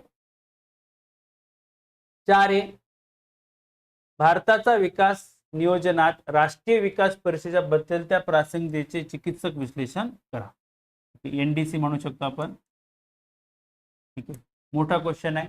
ठीक आहे, 5वा चॅप्टर योजना आणि प्राधान्यक्रम, नियोजन आयोग, राष्ट्रीय विकास परिषद, त्यांची भूमिका आणि रचना आणि कार्य. आता ते तेवढं आउटडेटेड झालंय, पण क्वेश्चन आलेला आहे सिलेबसचा पॉइंट. बघा, NDC जी आहे ती जी स्थापना आहे आपण म्हणू, 52 मध्ये झाली होती. ठीक आहे, हे प्लॅनिंग कमिशनलाही बॅलन्स म्हणजे त्याला आपण पॅरलर होते असं म्हणायला काही हरकत नाही. पंतप्रधान, सर्व राज्याचे मुख्यमंत्री, केंद्रीय मंत्री यांचा समावेश असलेली ही नियोजनातील सर्वोच्च धोरणात्मक संस्था होती.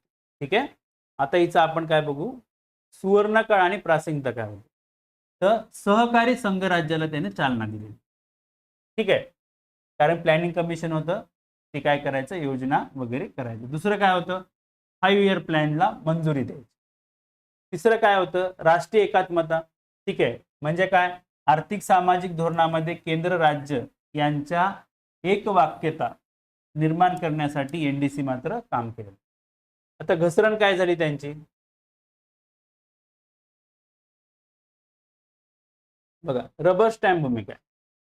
90च्या दशकानंतर, ठीक आहे, नियोजन आयोगाचे वर्चस्व इतकं वाढलं की NDC आयोगाने तयार केलेल्या योजनेला औपचारिक मंजुरी द्यायची. ठीक आहे, म्हणजे रबर स्टॅम्प, हो, ओके.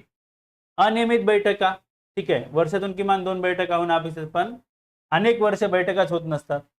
राजकीय आखाडा म्हणजे काय की बुवा, म्हणजे राजकारणी जे असतात, जेव्हा कोॲलिशन गव्हर्नमेंट असतं, तर विकासाच्या चर्चेऐवजी केंद्र राज्यामध्ये राजकीय आरोप प्रत्यारोप जास्त व्हायचे.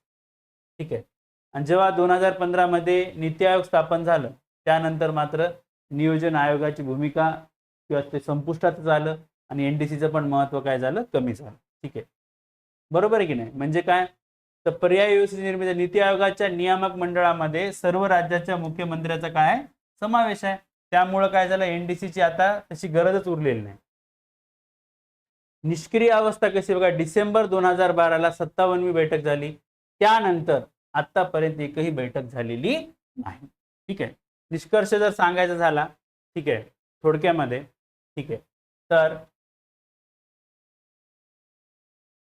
केंद्रीकृत नियोजनाच्या काळात एनडीसीने विकासात मोलाचे योगदान दिलं, परंतु आजच्या सहकारी आणि स्पर्धात्मक संघराज्याच्या युगात नीती आयोगाच्या तळाकडून वर जाणारा म्हणजे बॉटम अप अप्रोच तो पूर्वीचा टॉप डाऊन होता. दृष्टिकोनामुळे राष्ट्रीय विकास परिषदेची प्रासंगिकता आता पूर्णपणे काय झालेली आहे, संपुष्टात आली. आता नाहीच आहे, फक्त एक्झाम मध्ये क्वेश्चन साठी ती आहे. ठीक आहे. चौथा विभाग, भारतात भ्रष्टाचार सर्वत्र आहे. भारतातील प्रशासकीय भ्रष्टाचाराचा सामना करण्यासाठी विद्यमान यंत्रांच्या प्रभावीपणे परीक्षण करा. जे हा डायरेक्ट कशावर प्रश्न आहे तुमच्या चॅप्टर 14 भारतीय प्रशासनातील आव्हान, महत्वाचे मुद्दे त्यामध्ये भ्रष्टाचार आणि प्रशासन. हे तर जगभर आहे, भारतामध्ये तर आहे. ठीक आहे, सोपा प्रश्न आहे. ठीक आहे, बघा, प्रशासकीय भ्रष्टाचारी भारताच्या आर्थिक विकासातील आणि गुड गव्हर्नन्स मध्ये सर्वात मोठा भाग आहे. सत्तेच्या वैयक्तिक फायद्यासाठी केलेला गैरवापर म्हणजे काय, भ्रष्टाचार. सोपी व्याख्या, प्रशासकीय पारदर्शकता उत्तरदायित्व वाढवण्यासाठी भारतात अनेक कायदेशीर आणि संस्थात्मक यंत्रणा निर्माण करण्यात आलेल्या आहेत. या यंत्रणाच्या प्रभावीपणे सखोल परीक्षण खालीलप्रमाणे आपल्याला करता येईल. पहिलं काय, माहितीचा अधिकार. ठीक आहे, तुम्ही माहिती मागू शकता. दुसरं काय, ई गव्हर्नन्स आणि तंत्रज्ञानाचा वापर आहे. डीबीटी असेल, जी नविदा असेल, ई ऑफिस असेल, यामुळे भ्रष्टाचार कमी व्हायला आहे. ठीक आहे, प्रिव्हेन्शन ऑफ करप्शन ऍक्ट आहे. ठीक आहे, म्हणजे कायदेशीर तरतूद आहे. ठीक आहे, संस्थात्मक कोणते कोणते सीबीसी, ईडीआय, सीबीआय आहे, यामुळे घोटाळे लवकरात लवकर बाहेर येतात. लोकपाल, लोकायुक्त सारखे पण काय आहेत, अधिकारी आपल्याला बघायला मिळतात. प्रभावीपणाचे टीकात्मक परीक्षण काय करता येईल बघा, राजकीय हस्तक्षेप आणि स्वायत्तेचा अभाव आहे. बरोबर आहे की नाही, कारण की सीबीआयला आपण काय म्हणतो, पिंजऱ्यातील पोपट, केज पॅरोट. ठीक आहे, म्हणजे ते काय करतं, जेवढं सरकार म्हणून तेवढंच म्हणतं, म्हणून चांगल्या प्रकारे भ्रष्टाचाराचं काय होत नाही, तपास होत.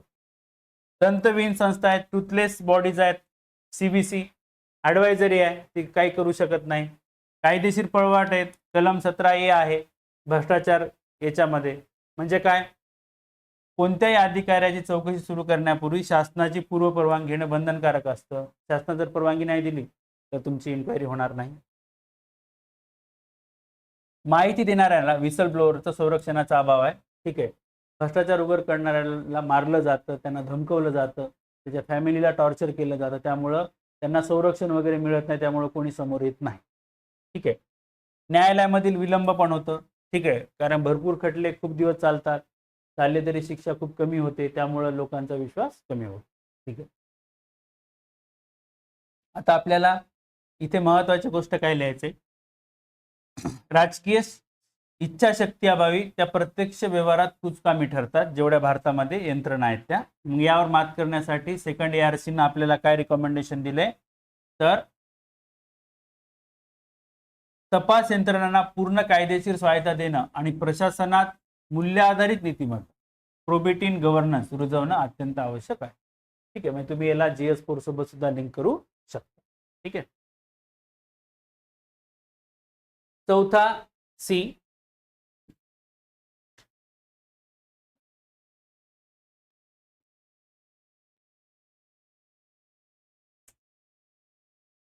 बघा,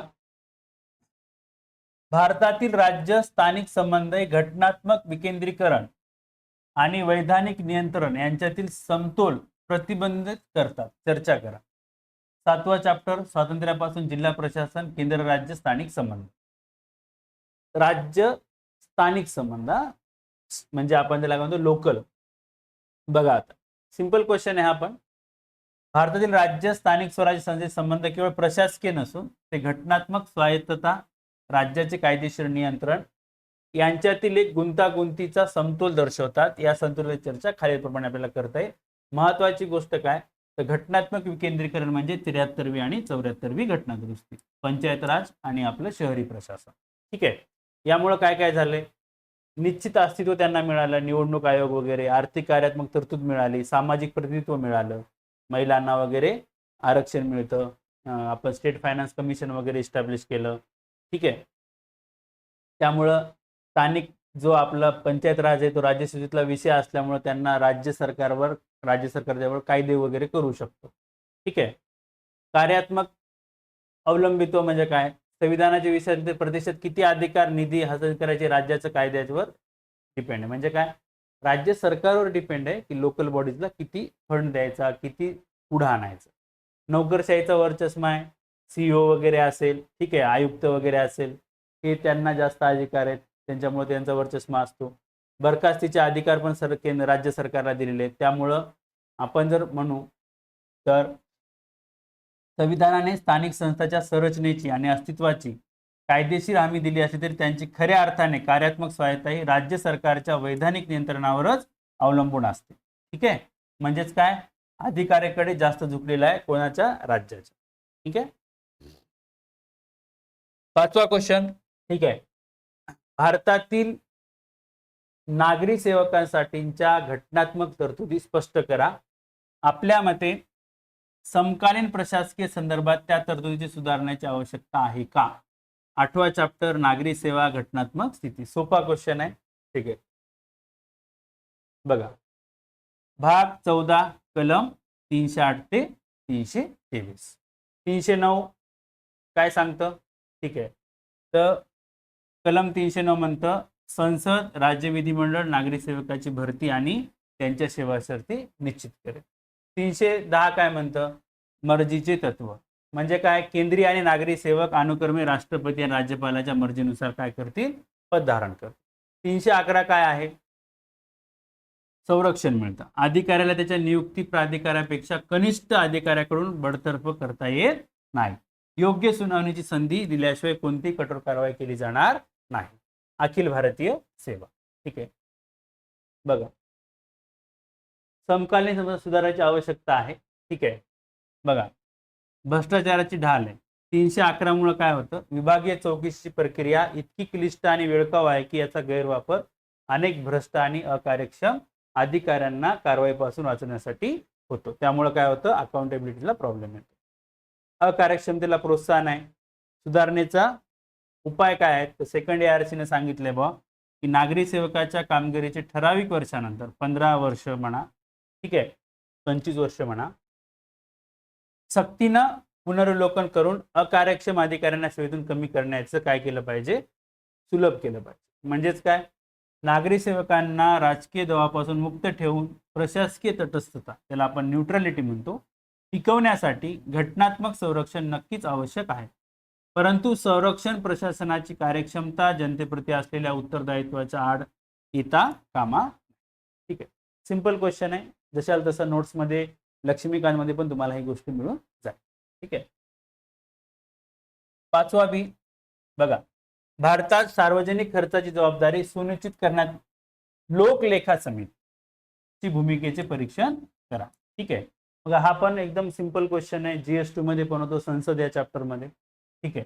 इथं आपण घेणार वित्तीय व्यवस्थापन, सार्वजनिक खर्चाचे संसदेचे नियंत्रण. लोकलेखा समितीला आपण पब्लिक अकाउंट समिती PAC म्हणतो. ठीक आहे. बघा, भारतीय संसदेची सर्वात जुनी अत्यंत महत्त्वाची आर्थिक समिती आहे. ठीक आहे. ही काय करते?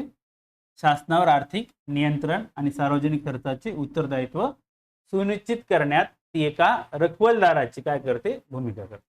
भूमिका काय?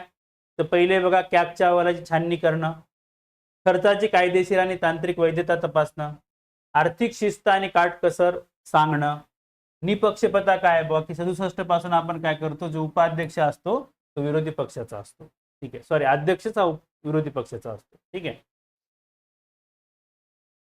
टीकात्मक काय करते? पोस्टमॉर्टम वर्क आहे. खर्च झाल्यानंतर ते काय करतात? बघतात कुठं खर्च झाला. सल्लागार स्वरूप आहे. सल्ला बंधनकारक नाही आणि धोरणात्मक हस्तक्षेप पण नाही. त्यामुळं PAC ला स्वतःचे असं कोणतेही दंडात्मक किंवा कार्यकारी अधिकार नसले तरी तिच्या सखोल तपासणीच्या धाकामुळे, नैतिक दबावामुळे प्रशासकीय अधिकारी, सरकार यांच्यावर सार्वजनिक पैशाच्या वापर एक मोठं उत्तरदायित्व मात्र नक्कीच निर्माण होतं. नेक्स्ट बघा, प्रशासकीय सुधारणा ह्या मूलतः शासन यंत्रणेतील बदलाशी निगडित असतात. भारतातील प्रशासकीय सुधारणाच्या संदर्भात सुधारणा संबंधित प्रमुख चिंताची उकल करा. ठीक आहे, म्हणजे याच्यामध्ये 10वा चॅप्टर स्वातंत्र्यापासून प्रशासकीय सुधारणा मुख्य विषय किंवा प्रशासकीय सुधारणा कोणत्या कोणत्या आपण केल्या पाहिजे. ठीक आहे, बघा, प्रशासकीय सुधारणा म्हणजे सरकारी कार्यालयाची किंवा यंत्रणेची पुनर्रचना नाही, तर प्रशासनाची कार्यक्षमता, पारदर्शकता आणि संवेदनशीलता वाढवण्यासाठी केलेला बदल आहे. ठीक आहे, आतापर्यंत बघा पहिला दुसरा प्रशासकीय आयोग आहेत, अनेक सुधारणा पण राबवल्या आहेत, तरी प्रमुख चिंता आणि आव्हानं आपले काय काय आहे. तर पहिली आहे बघा, अंमलबजावणीतील त्रुटी आणि राजकीय इच्छाशक्तीचा अभाव. आपल्या इथे सुधारणा जर करायच्या असेल तर या दोन गोष्टी पहिले कराव्या लागतील. दुसरं काय, नोकरशाहीला बदल नकोय, त्यांना तेच मस्त चलता है कल्चर पाहिजे. ठीक आहे, त्यानंतर काय, लॅटरल एंट्री नकोय त्यांना. का की त्यांना लॅटरल एंट्री झालं तर मग यांचं अस्तित्व, यांचं पद, यांची पॉवर कमी होईल. ठीक आहे, यांना कोण विचारल. संरचनात्मक बदलावर भर पण वर्तणुकीकडे दुर्लक्ष. ठीक आहे, म्हणजे काय, ई गव्हर्नन्स, माहितीचा अधिकार, हे सगळ्या गोष्टीवर भर दिलाय, पण अधिकाऱ्याची जी मानसिकता आहे ती कोलोनियल आहे. ठीक आहे, तुकड्या तुकड्या दृष्टिकोन आहे बा, म्हणजे काय, एकात्मिक किंवा सर्वसमावेशक गोष्टी आपल्या इथे होत नाही. ठीक आहे, म्हणजे त्या डिपार्टमेंट पुरत्या किंवा मंत्रालयापुरत्याच असतात, त्यामुळे तुकड्या तुकड्यामध्ये असतात, त्यामुळे अंमलबजावणीला प्रॉब्लेम येतो. बघा, शासकीय यंत्रणेत तांत्रिक बदलापुरत्या मर्यादित राहिल्या आहेत. जोपर्यंत या सुधारणाद्वारे अधिकाऱ्याची मानसिकता बदलून प्रशासनात नैतिकता आणि संवेदनशीलता रुजवली जाणार नाही, तोपर्यंत गुड गव्हर्नन्सचं उद्दिष्ट पूर्ण होणार नाही. ठीक आहे, 5वा डी बघा, हा पण स्ट्रेट फॉरवर्ड आहे, म्हणजे पेपरच आपला सोपा आहे तसं पाहायला गेलं तर. 73व्या घटनादुरुस्ती कायद्याने ग्रामीण भारतातील स्थानिक प्रशासनात कसा बदल घडवून आणला, चर्चा करा. 10 गुण. ग्रामीण विकास 11वा चॅप्टर 73वी घटना दुरुस्ती. बघा, भाग 9 11वी अनुसूची. ठीक आहे, पंचायत राजला आपण घटनात्मक दर्जा दिला. 73वी घटना दुरुस्ती 1992 आणि 24 एप्रिल पासून ती लागू झाली 1993 पासून. ठीक आहे, बघा, घटनात्मक हमी एक समानता आहे पूर्ण भारतभर. ठीक आहे, कलम 40चं ते काय, मूर्त स्वरूप आहे. नियमित निवडणुका होतात, राज्य निवडणूक आयोग पण स्थापन झाले. सामाजिक समावेशन आहे, महिला कारण त्यांना आरक्षण वगैरे आपण देतोय, म्हणजे अध्यक्षपदासाठी म्हणा, सरपंच, महानगरपालिकेचा महापौर वगैरे.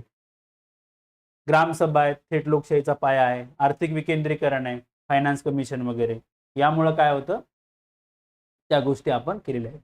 बघा, निधी, कार्य, कर्मचारी यांच्या हस्तांतरणाबाबत राज्याच्या पातळीवर आजही काही आव्हाने असली तरी 73वी घटना दुरुस्ती ग्रामीण भारतात प्रशासनाची रचना, सामाजिक राजकीय सोशिओ पॉलिटिकल डायनामिक्ससाठी बदल मात्र टाकलेली आहे. ठीक आहे, 5वा ई बघा, 5वा ई क्वेश्चन जो आहे तो जागतिक स्थानिक वादविवाद, ग्लोबल लोकल डिबेट नुसार विकासासाठी बाह्य यंत्रणापेक्षा, तंत्रज्ञानापेक्षा स्थानिक पातळी विकसित उपायांचा वापर करण्याचे प्राथमिक युक्तिवाद कोणते आहेत. 10 आणि 150. 12वा चॅप्टर नागरी स्थानिक शासन, जागतिक स्थानिक वाद विवाद, लोकल मार्केट डिबेट आपण त्याला म्हणू.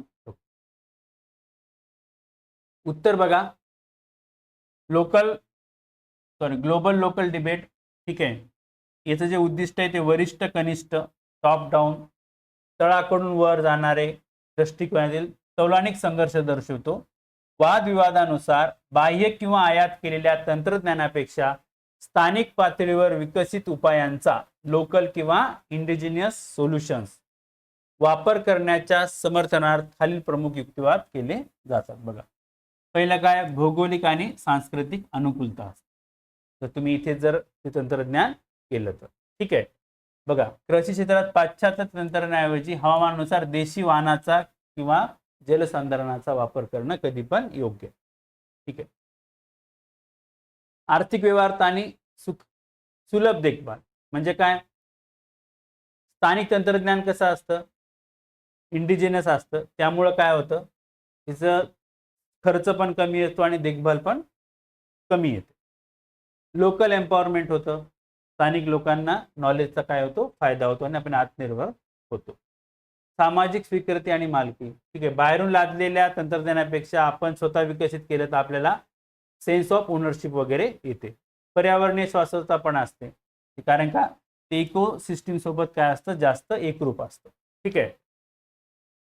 निष्कर्ष काय करता येईल, आधुनिक विकासात बाह्य तंत्रज्ञान पूर्णपणे तर नाकारता येत नाही आपल्याला.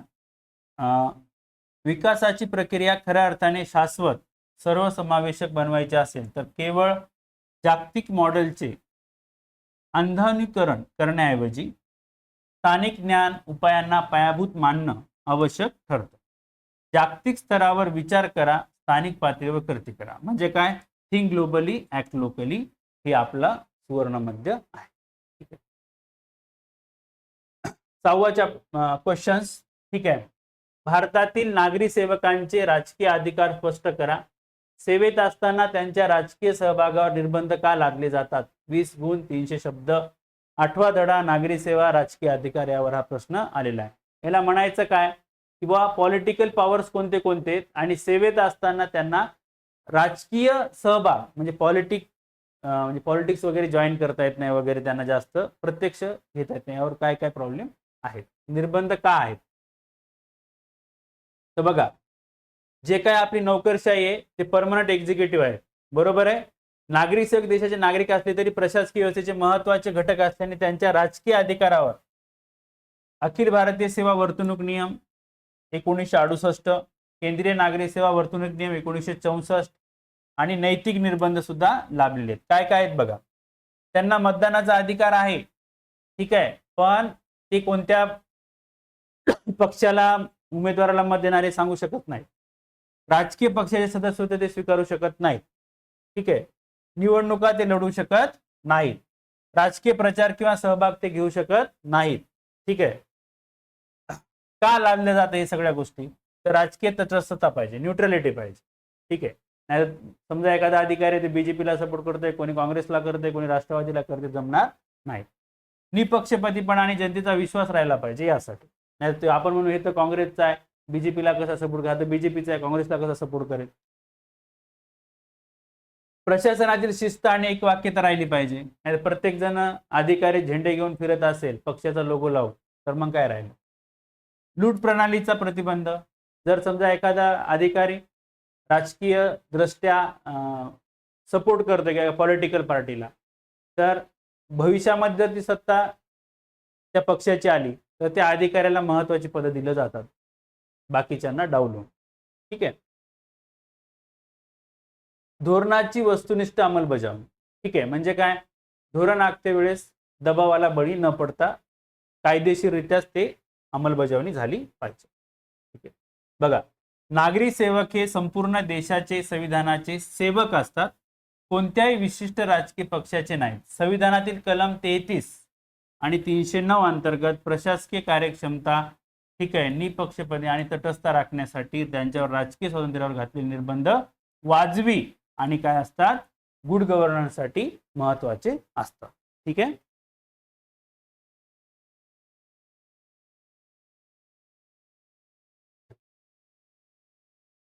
नेक्स्ट क्वेश्चन बघू आपण, 6वा. ठीक आहे. ब, संविधानिक दृष्ट्या स्वतंत्र प्राधिकरण असूनही नियंत्रण आणि महालेखापरीक्षकांच्या लेखापरीक्षण अधिकाऱ्यांना भारतात संरचनात्मक आणि अधिकार क्षेत्रीय मर्यादांचा स्थापना करावा लागतो. याचं परीक्षण करा. कॅगवर प्रश्न आलेला आहे. त्याच्यावर आहे कॅगवर. ठीक आहे. 9वा चॅप्टर वित्तीय व्यवस्थापन, लेखा नियंत्रण, भारताचे महानियंत्रक व महालेखा परीक्षक यांची भूमिका, आपण त्याला कॅग म्हणतो. ठीक आहे. बघा, कलम 148 आहे, कॅग आहे. कॅग काय करतात, तर कॅग हे जेवढं काही राज्य सरकार किंवा केंद्र सरकार एक्सपेंड करतो बजेट थ्रू, त्याचं ऑडिट करतात, सिंपल भाषेमध्ये. ठीक आहे.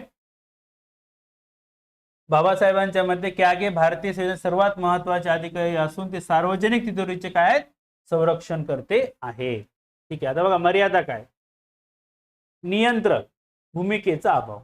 नियंत्रक शब्द आहे पण काही नियंत्रण नाही, खर्च झाल्यानंतरच त्या गोष्टी करायच्या.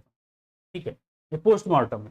दंडात्मक अधिकार नाहीत, ते काही दंड वगैरे देऊ शकत नाहीत. ठीक आहे. माहिती मिळण्यात सुद्धा अडथळे असतात. ठीक आहे, कारण की अनेकदा सरकारी कर्मचारी विभाग त्यांना माहिती देत नाही. अधिकार क्षेत्रातील मर्यादा आहेत किंवा पीपीपी प्रकल्प असतील तिथे त्यांना काय होऊ शकतं की कॅगचा जो 71चा कायदा आहे किंवा खाजगी कंपन्यांचे थेट लेखापरीक्षण करण्याचे स्पष्ट अधिकार दिले नाहीत. गुप्त सेवा खर्च जो असतो रॉ-आय-बीचा ते पण ते ऑडिट करू शकत नाहीत. LIC, RBI, SBI यांच्यासारख्या मोठ्या गोष्टी जे आहेत महामंडळ यांचं पण ते काय करू शकत नाहीत, पूर्णपणे कॅग ऑडिट करू शकत नाही. स्थानिक स्वराज्य संस्थेत आणि NGOचं पण ते करत नाही. स्थानिक स्वराज्यासाठी स्वतःचं राज्यस्तरीय काय असतं, कॅग असतं. ठीक आहे. निष्कर्ष काय सांगता येईल, तर कॅग ही संस्था शासनाच्या आर्थिक कारभारावर अंकुश ठेवणारी सर्वोच्च संस्था असली तरी काल्यबाह्य ठरलेल्या कॅग कायदा 71 आणि बदलत्या आर्थिक रचनेमुळे जसं की पीपीपी प्रकल्प आहे, पब्लिक प्रायव्हेट पार्टनरशिप, तिला अनेक मर्यादांचा सामना करावा लागतो.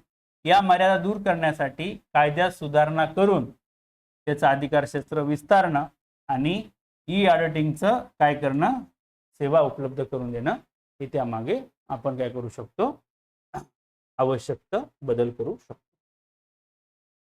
6वा सी बघा, राष्ट्रीय पोलीस आयोगाने भारतातील आधुनिक पोलीस सुधारणांचा पाया घातला, विश्लेषण करा. बघा, राष्ट्रीय पोलीस आयोगाने आधुनिक पोलिसिंगचा, ठीक आहे, 13 चॅप्टर कायदा सुव्यवस्था प्रशासन राष्ट्रीय पोलीस आयोग. ठीक आहे. 73 मध्ये बघा धर्मवीर यांच्या अध्यक्षतेखाली राष्ट्रीय पोलीस आयोग स्थापन झाला होता. ठीक आहे. जे 1861 मध्ये पोलीस व्यवस्था होती ब्रिटिशकालीन, त्यामध्ये आपण सुधारणा केली. काय सुधारणा केल्या, तर पहिलं आहे बघा राजकीय हस्तक्षेपापासून मुक्ती. दुसरं काय, निश्चित कार्यकाळ आहे डीजीपीला वगैरे, अकाउंटेबिलिटी वाढली त्यांची. ठीक आहे. आणि कामाची विभागणी पण दिली, तपासवाले अलग, लॉ अँड ऑर्डर वाले अलग वगैरे वगैरे. ठीक आहे. आणि नवीन कायदा पण झाला तयार. ठीक आहे. हा जो कायदा आहे तो रद्द केला आणि आदर्श पोलीस कायदा आपल्या आयोगाने सुचवलेला. ठीक आहे. जरी तत्कालीन सरकारने आयोगाच्या अहवालाकडे अनेकदा काय केलेलं आहे, दुर्लक्ष केले, तरी 2006च्या ऐतिहासिक प्रकाश सिंग खटल्यात सर्वोच्च न्यायालयाने दिलेल्या 7 निर्देशकाचा मुख्य आधार हा राष्ट्रीय पोलीस आयोगच होता. ठीक आहे. म्हणजे बघा हा जो आहे क्वेश्चन सिंपल आहे आणि आपल्या नोट्स मधून पण सॉल्व्ह होतो. ठीक आहे. 7वा क्वेश्चन बघू आपण.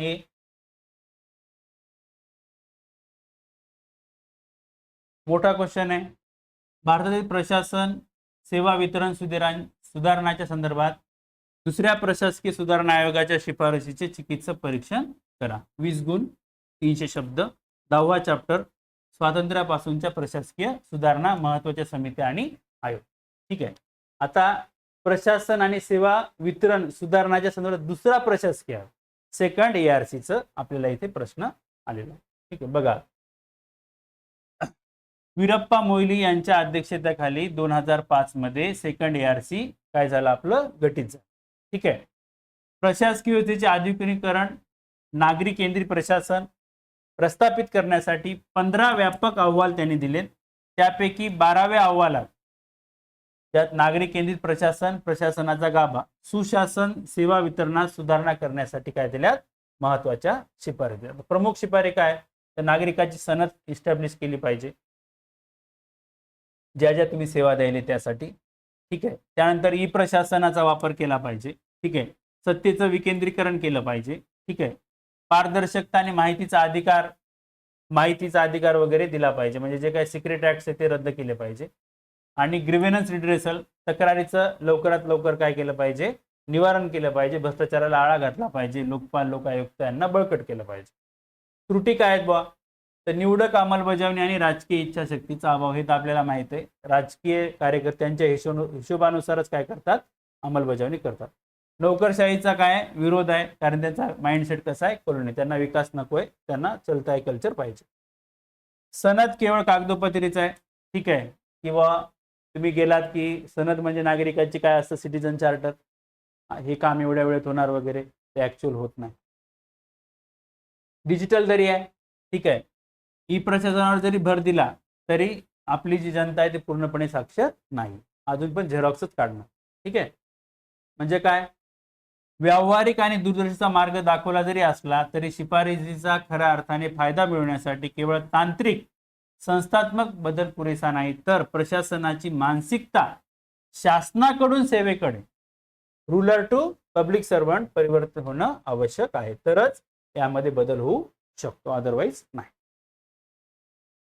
7वा विभाग, भारतात ग्रामीण विकास कार्यक्रम अजूनही सुसंगतता, समन्वय आणि परिणामकारकतेच्या शोधात आहेत. चर्चा करा. 20 गुण 300 शब्द. ठीक आहे. बघा 11वा चॅप्टर आहे ग्रामीण विकास कार्यक्रम, लक्ष केंद्रे आणि रणनीती. ठीक आहे. बघा आता स्वातंत्र्यापासून आतापर्यंत भारतात ग्रामीण दारिद्र्य निर्मूलन, रोजगार निर्मिती आणि पायाभूत सुविधासाठी अनेक ग्रामीण विकास कार्यक्रम काय झालेत सरकारनं केले. जसे की मनरेगा असेल, आवास योजना असेल, ग्रामीण उपजीविका अभियान असेल. तरी सुद्धा ग्रामीण भागातील गरिबी, स्थलांतर आणि कृषी क्षेत्रातील संकट पूर्णपणे संपुष्टात आले नाही. हे वास्तव्य पुष्टी करतं की या कार्यक्रमाच्या सुसंगतता, समन्वय आणि परिणामतेचा अभाव आहे. म्हणूनच हे प्रॉब्लेम आले. नाहीतर 1950 पासून संविधान लागू झालं समजा, तरी आपण एक 60-70 वर्षामध्ये त्याच गोष्टी पुन्हा पुन्हा करतोय, तरी आपण पूर्णपणे याला काय करू शकलो नाही, गरिबी वगैरे कमी करू शकलो नाही. मेन गोष्ट काय, तर सुसंगततेचा लॉ ऑफ कोइन्सिडेंस, म्हणजे योजनांची भावगिरती आणि पुनरावृत्ती. त्याच योजना पुढे आपण काढत आहोत. वरिष्ठ कनिष्ठ दृष्टिकोन आहे, टॉप डाऊन अप्रोच आहे, बॉटम अप अप्रोच नाहीये. तिथून कोणतरी बनवणार स्कीम ते खाली आणणार, लागू व्हायली का माहिती नाही. लॅक ऑफ कोऑर्डिनेशन काय, विभागामध्ये विसंवाद आहे. ठीक आहे. म्हणजे काय की बा पंचायत राज असेल किंवा कलेक्टर ऑफिस असेल किंवा राज्य सरकार असेल, यामध्ये मॅनेजमेंट बरोबर होत नाही. प्रशासकीय गुंतागुंत आहे. बरोबर आहे की नाही. जिल्हा ग्रामीण विकास यंत्रणा, जिल्हा परिषद, राज्य शासन यामुळे अधिकाराची सुस्पष्टता नाही.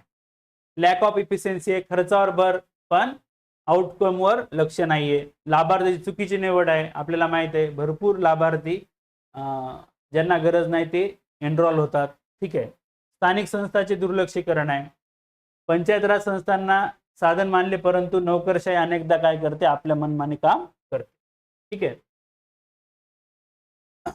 थोडक्यात जर सांगायचं झालं तर बघा, ग्रामीण विकासासाठी केवळ योजनाची घोषणा करणे आणि निधीची तरतूद करणे पुरेसं नाही.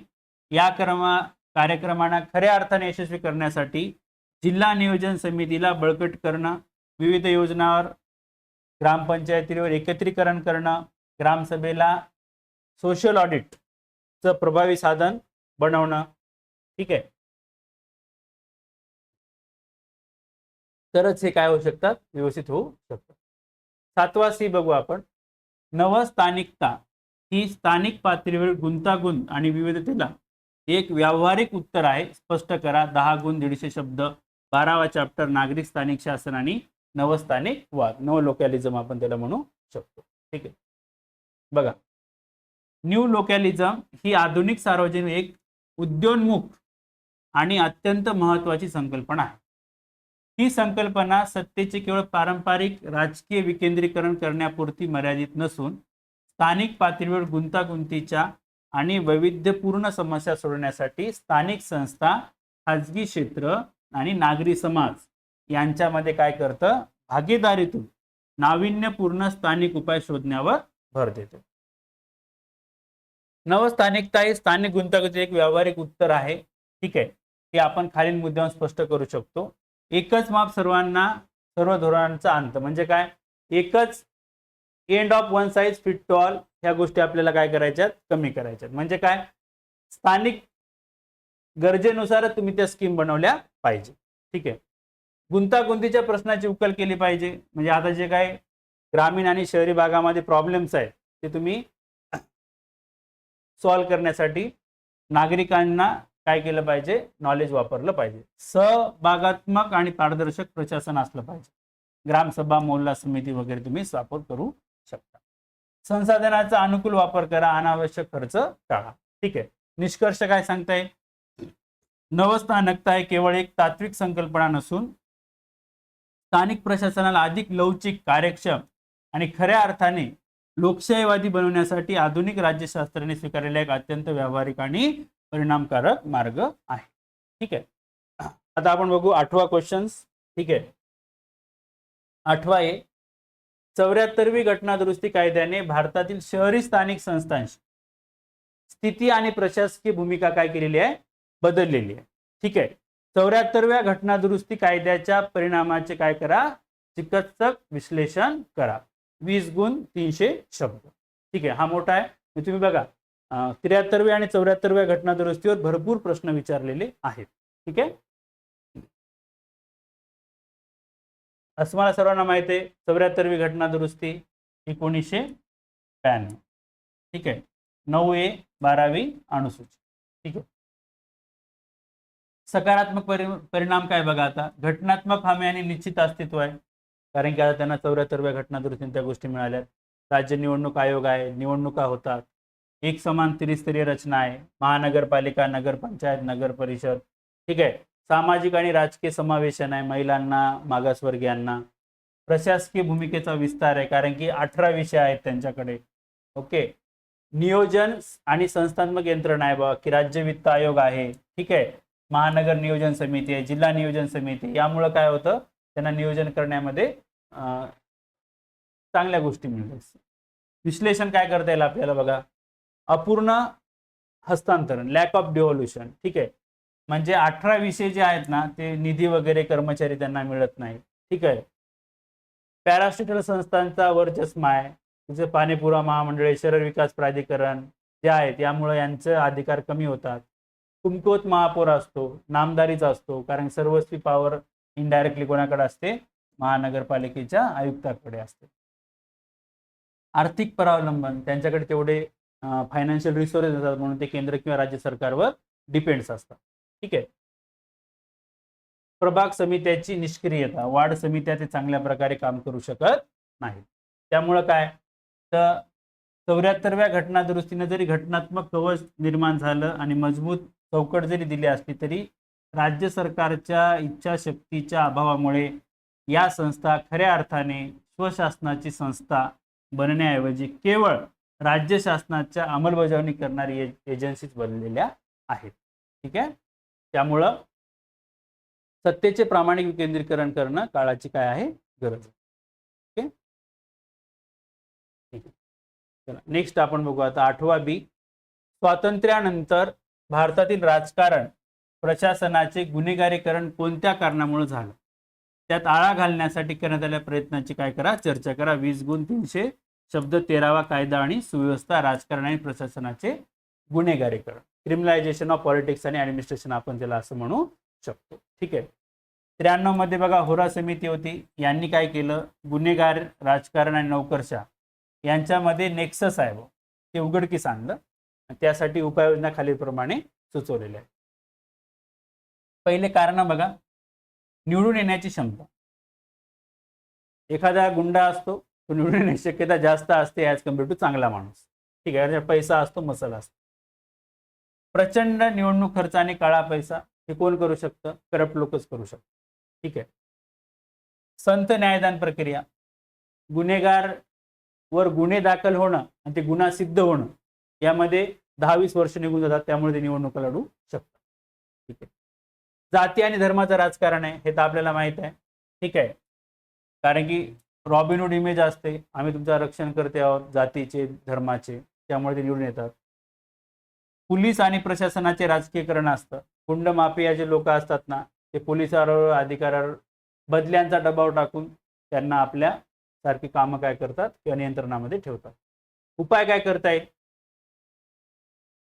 सुप्रीम कोर्टाचे एडीआर खटल्यामध्ये निर्देश दिले की बाबा फॉर्म 26 जो असतो, ती पार्श्वभूमी सगळी गोष्टी तुम्हाला माहिती द्यावी लागते. लिली थॉमस खटल्यामध्ये जो आपला पीपल रिप्रेझेंटेशन ऍक्ट 1951 आहे, त्याचं 8A जे कलम आहे ते असंविधानिक ठरवले. 2 किंवा त्याहून अधिक वर्ष शिक्षा झालेल्या खासदाराला काय करता येते, तुम्ही निवडणूक लढवण्यास अपात्र होणार. 2020 मध्ये काय दिलं बघा, गुन्हेगारी पार्श्वभूमी असलेल्या उमेदवाराची निवड का केली आणि त्यांच्या जागी स्वच्छ चारित्र्याचे उमेदवार का निवडला नाही, याची सविस्तर कारणे 48च्या आत राष्ट्रीय वृत्तपत्रे आणि सोशल मीडियावर प्रसिद्ध करावे. कोणाला दिलेत हे? ठीक आहे, पक्षांना दिलेत. ठीक आहे. निवडणूक आयोगाचा प्रयत्न, ईव्हीएम मशीन, नोटा, ठीक आहे, ह्या गोष्टी त्यांनी काय केलेल्या आहेत? दिलेल्या आहेत. विशेष न्यायालय पण दिलेत किंवा राजकारणावरले जे काही खटले ते फास्ट ट्रॅक कोर्टनं करायला पाहिजे. त्यानंतर लोकप्रतिनिधी कायदा 1951, रिप्रेझेंटेशन ऑफ पीपल ऍक्ट, 8वं कलम, भ्रष्टाचार, शत्रुत्व पसरणे, विशिष्ट गुन्ह्यामध्ये सिद्ध दोष ठरलेल्या व्यक्तींना निवडणूक लढविण्यास बंदी घालण्यात आलेली आहे. सिंपल क्वेश्चन, म्हणजे पेपर सेकंड सिंपलच आहे. बघा, सर्वोच्च न्यायालय आणि निवडणूक आयोगाचे राजकारणातील गुन्हेगारीकरण रोखण्यासाठी अत्यंत कठोर कायदेशीर प्रयत्न केले आहेत, परंतु जोपर्यंत राजकीय पक्ष अंतर्गत लोकशाही प्रस्थापित करून गुन्हेगारांना तिकीट देणे थांबवत नाहीत आणि मतदार जागरूक होऊन गुन्हेगाराला नाकारत नाहीत, तोपर्यंत ही व्यवस्था स्वच्छ होणार नाही. ठीक आहे. भविष्यामध्ये शासकीय निधी उपलब्ध करून देणे हा यावर काय होऊ शकतो? म्हणजे इलेक्शन लढवण्यासाठी सरकार पैसे देणं. ठीक आहे. 8वा सी बघा, पंचायत राज व्यवस्थेतील दुर्बलताचे चिकित्सक विश्लेषण करा आणि दुर्बलतामुळे तळागाळातील स्वशासन कसे बाधित होते यावर काय करा? विचार करा. 73वी घटना दुरुस्ती. ठीक आहे. PRI म्हणजे हा आपला जो चॅप्टर आहे तो कशामुळे विचारलेला आहे? 11व्या धड्यामध्ये, 10-11 जो काय आहे तो. ठीक आहे. अनेक संरचनात्मक व्यवहारात्मक दुर्बलताचे खऱ्या अर्थाने काय करा? बघा, आता दुर्बलता काय? फंड, फंक्शन आणि फंक्शनॅलिटीचा अभाव आहे. 29 विषय आहेत पण त्याच्याकडे निधी नाही. आर्थिक परावलंबन आहे, कारण की त्यांच्याकडे पैसे नाहीत तर कोणावर डिपेंड राहावं लागतं? केंद्र किंवा राज्य सरकारवर. नोकरशाहीचा वर्चस्व आहे, BDO असेल, CEO असेल, हे सगळ्या गोष्टी आहेत. सरपंचपती संस्कृती आहे, प्रॉक्सी प्रेझेंटेशन. आपण महिलांना आरक्षण दिलं पण मेन कारभारी कोणाचा पती असतो. ग्रामसभाची निष्क्रियता असते. ठीक आहे.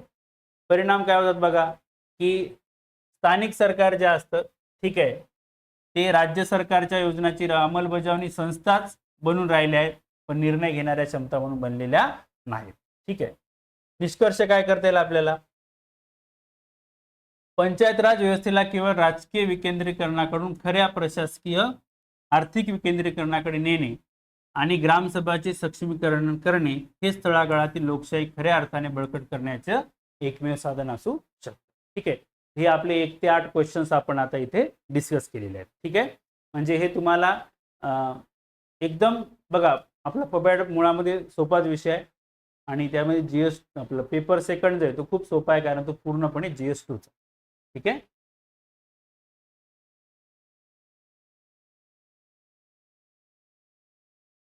बघा, आपण लोक प्रशासनाची ऑप्शनल बॅच लॉन्च केलेली आहे. ठीक आहे. ज्या विद्यार्थ्यांना वाटतं की एक्झाम ओरिएंटेड UPSC आणि MPSC बोथ तुमचे सॉल्व्ह व्हावेत क्वेश्चन्स पेपर, त्यासाठी तुम्हाला ही आपली बॅच काय राहील? योग्य राहील. ठीक आहे. आपण ही सध्या ऑनलाईन मोडमध्येच आहे, ऑफलाईन नाही आहे सध्या. ठीक आहे. 5 महिने प्लस बॅच कालावधी, लाईव्ह प्लस रेकॉर्डेड बॅच आहे. ठीक आहे. पेपर 1-2 ची पूर्ण आणि सुसंगत तयारी असते. बेसिक टू ॲडव्हान्स शिकवणी आहे. ठीक आहे. 300 प्लस, तसं तर आपण UPSCच्या हिशोबाने 300 प्लस हा शब्द वापरतोय. कन्सेप्ट, रिव्हिजन, प्रॅक्टिस पद्धतीचं अवलंबन केलेलं आहे. सिलेबस आपण डिकोड करतो, PIQचं विश्लेषण करतो, त्यावर चर्चा करतो. ठीक आहे. उत्तर लेखनाच्या सराव आणि विश्लेषणात्मक दृष्टिकोन, म्हणजे तुम्हाला कळलं पाहिजे की याचं ॲप्लिकेशन कुठं करायला, यावर आपण जास्त भर देतोय. टॉपिक वाईज सराव पेपर, वैयक्तिक फीडबॅक आणि मॉडेल आन्सर पण देतो. ठीक आहे. आणि करंट अफेअरचा पण टच असतो आपल्या पूर्ण याला. ठीक आहे. त्याचबरोबर तुम्हाला printed one stop solution class notes सुद्धा मिळते. ठीक आहे. तर तुम्ही आमची ॲप्स डाउनलोड करू शकता. काही अडचण असेल तर या नंबरवर तुम्ही कॉल करू शकता. ठीक आहे. त्याचबरोबर विद्यार्थ्यांसाठी आपण one stop solution class notes आणलेल्या आहेत पब्लिक ॲडमिनिस्ट्रेशनच्या. त्या 4 खंडामध्ये बघा, पेपर फर्स्टचे 2 खंड आणि पेपर सेकंडचे 2 खंड. ठीक आहे. आता हे जे आहे, ठीक आहे, तर UPSC MPSC राज्यसेवा वैकल्पिक विषय जे तुमचा लोक प्रशासन आहे ना, यासाठी one stop solution class note printed आहे. ठीक आहे. तर मराठी मीडियम मध्ये आहेत. पेपर फर्स्ट मध्ये आपण 2 खंड आहेत, ते 850 पेजेसचे आहेत आणि पेपर 2 मध्ये आहेत ते जवळपास 1050 पेजेस. दोन्ही मिळून जवळपास किती आहे? 1900 पेजेसच्या अभ्यासक्रमावर आधारित परिपूर्ण आणि सर्वसमावेशक हाय क्वालिटी प्रिंटेड नोट्स आहेत. या व्यतिरिक्त तुम्हाला काहीच वाचायची आवश्यकता नाहीये. म्हणजे हा तुमचा बेस तयार होतो. तुम्ही क्लासमध्ये त्याची इंटरलिंकेज स्किल डेव्हलप करू शकता. ह्या आपण नफा ना तोटा बेसिसवर विकत आहोत. ठीक आहे. 4 बुक्स चे सेवा मूल्य एवढे आहे. होम डिलिव्हरी फ्री आहे. ठीक आहे. जर नोट्स घेतल्या तुम्हाला ऑनलाईन बॅचवर 3000 ची सूट मिळेल. तर ऑर्डरसाठी तुम्ही काय करू शकता? या नंबरवर कॉल करू शकता. ठीक आहे. थँक्यू. तुम्ही आमचं टेलिग्राम चॅनल, इंस्टाग्राम पेज आणि यूट्यूब चॅनल आणि ॲप इथून डाउनलोड करू शकता. ठीक आहे. तर सर्वांना शुभेच्छा. आणि तुम्हाला जर हा व्हिडिओ आवडला असेल तर कृपया लाईक करा, शेअर करा, चॅनलला सबस्क्राईब करा, टेलिग्रामला पण सबस्क्राईब करा. आणि तुम्हाला जर नोट्स किंवा बॅच हवी असेल तर तुम्ही माझ्यासोबत संपर्क करू शकता. थांबूया आपण इथे. जय हिंद.